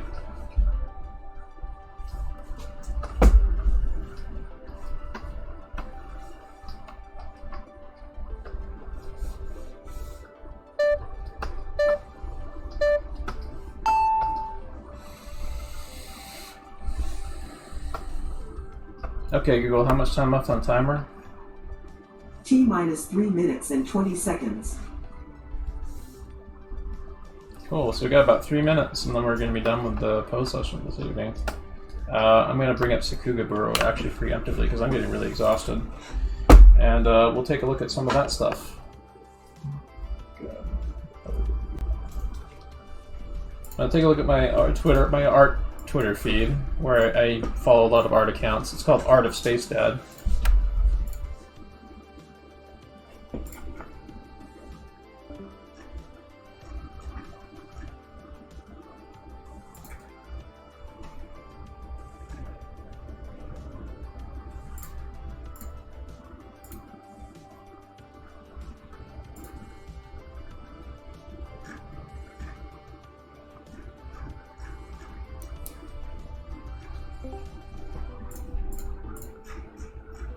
Alright, let's see.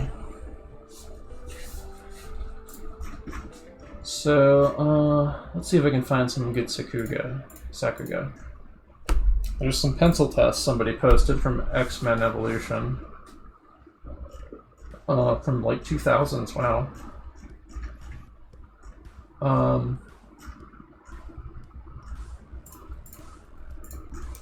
The random Sakuga Twitter account is probably a good source to maybe find some random stuff that might be really eye-catching or worth studying from.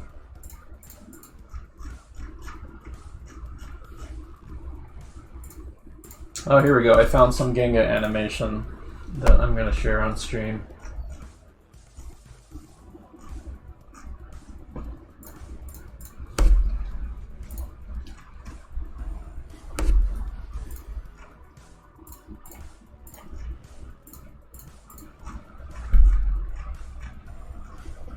So I'm going to be retweeting a lot of stuff here.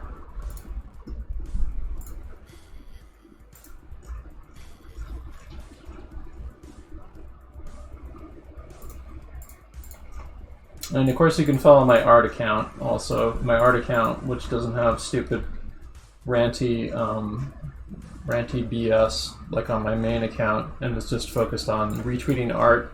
And in the future I'll be posting more of my art through it. But we're going to bring that on screen after this after this pose ends here. This is going to be a shorter pose. It's not going to be the full 7 minutes. But when you hear the timer buzz, that's when we're going to call it.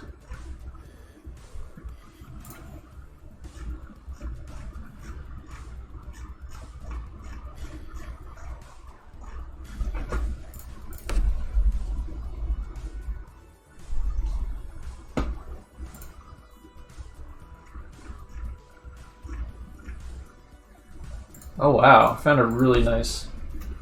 Damn, I found some really nice stuff. I'm going to be able to share it.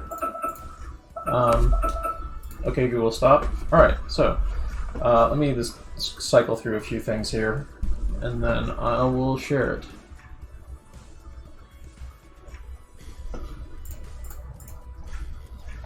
So first off, here's my art Twitter account, so you can follow it later. I'll post that. Yeah, Bahi JD. Yeah, I've talked to him before actually. He's really kind of approachable. Bahi JD is excellent to practice from, but that's my art account. You can also follow my my main, which is Super Spacedad, but that warning about that one usually has a bunch of dumb political BS that I tend to get over involved in when I know I shouldn't. It's like it's almost like a I'm a recovering alcoholic that keeps relapsing or something with fucking Twitter drama. Ugh. And Twitter politics bullshit. It's honestly such a waste of time. But I keep doing it anyways because I'm a fucking idiot. But anyway. So I've got some stuff I'm retweeting right now that looks really neat that I'm going to actually put up on stream shortly. So we'll get the screen focus on that. Oops.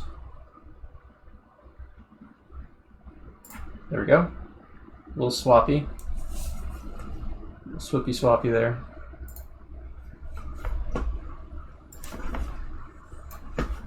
So Sakugabura's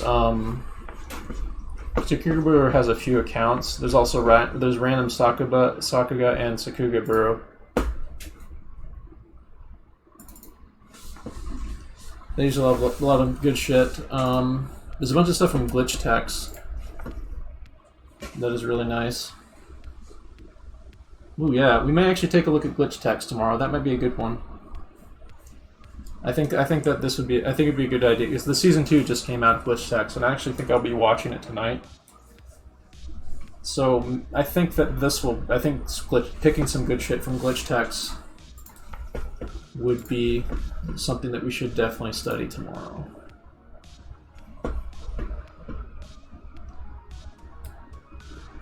Wow.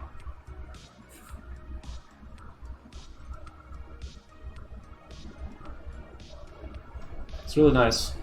So there's a lot we can take away from a lot of this stuff. I actually want to do like tons of like study stuff like things like this because then we can take like bits and pieces from this kind of thing for like our own personal toolbox of tricks to pull from to solve problems or to try things or to take an idea we have in our visual library and try a different approach with it or something.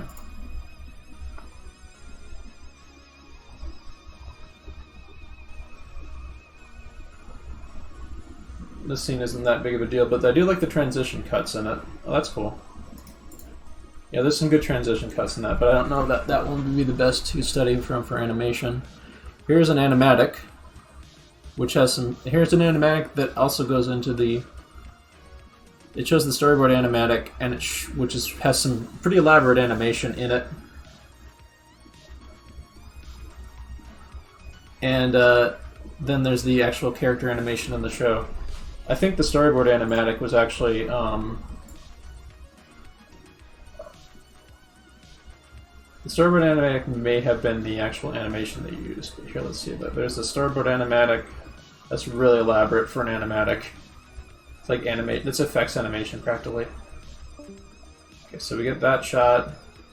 Zooms back. It'd be interesting seeing how that turns out in the final show for sure. Anyway, on my art account, there's a bunch of neat shit I saw. Let's see if we can play some of it. What? No, Twitter, don't. Twitter, why you gotta do me like this? Twitter's doing that weird thing where, like, oh, I'm not gonna play I'm not gonna play video files suddenly. But if you want to see any of this cool shit that I retweeted, please. Like this one in particular, good lord, this one that I retweeted right here. Please look that one up because this one is incredible. Let's maybe follow this account.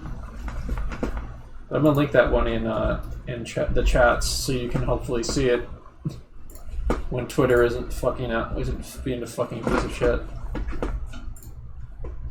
Oh, good, I can play it in the Discord. Let's bring that up actually here. Really itty bitty. Let me zoom in. Whoops. Get off the stage. There we go.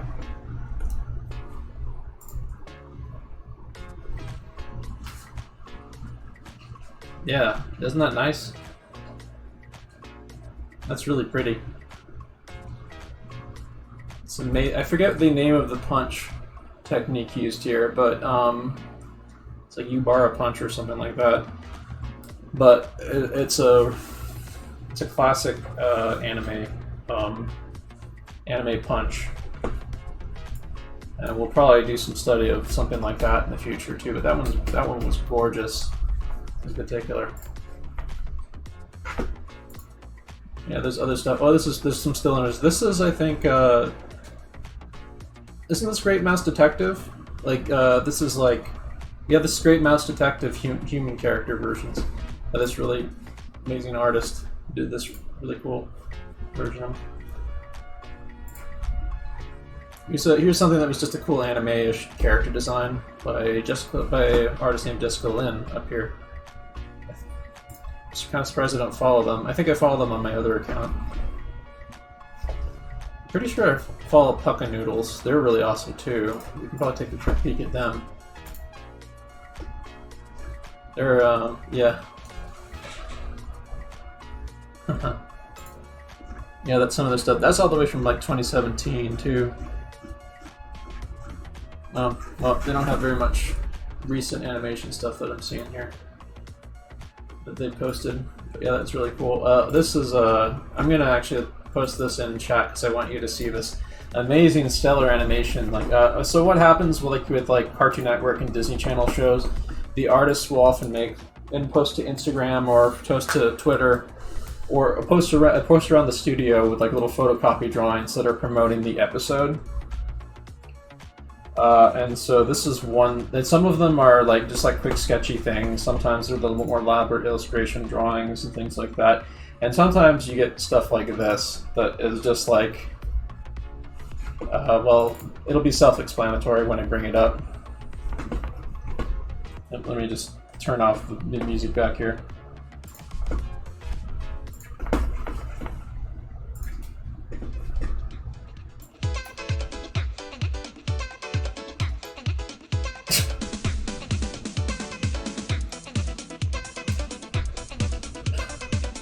Yeah.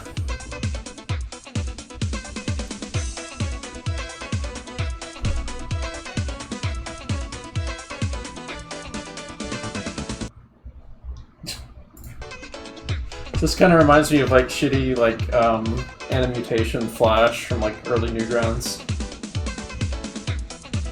And I think that's on purpose.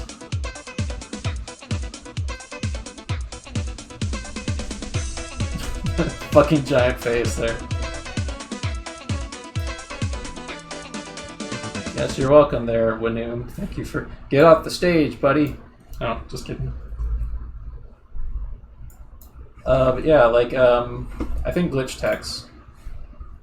I think glitch text would probably be the best to go for. The reason why glitch text would be the best to go for is because we have a couple of animators who worked on that show in our Discord.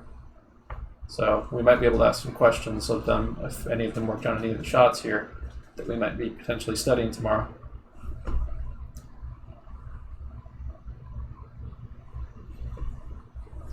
This is a really nice shot though, this thing. Or the sequence, or whatever. Wow. Bam! So I'm gonna suggest if you want to participate tomorrow in glitch text stuff, in the glitch text Sakugaburo study stuff we're going to be doing. We're going to be taking stuff like this, breaking it down, kind of understanding it, maybe try drawing the characters a bit, but mainly trying to study the idea of what's happening and kind of like wrap our heads and I'll try to walk through and explain what I'm observing and what I'm understanding about what's happening.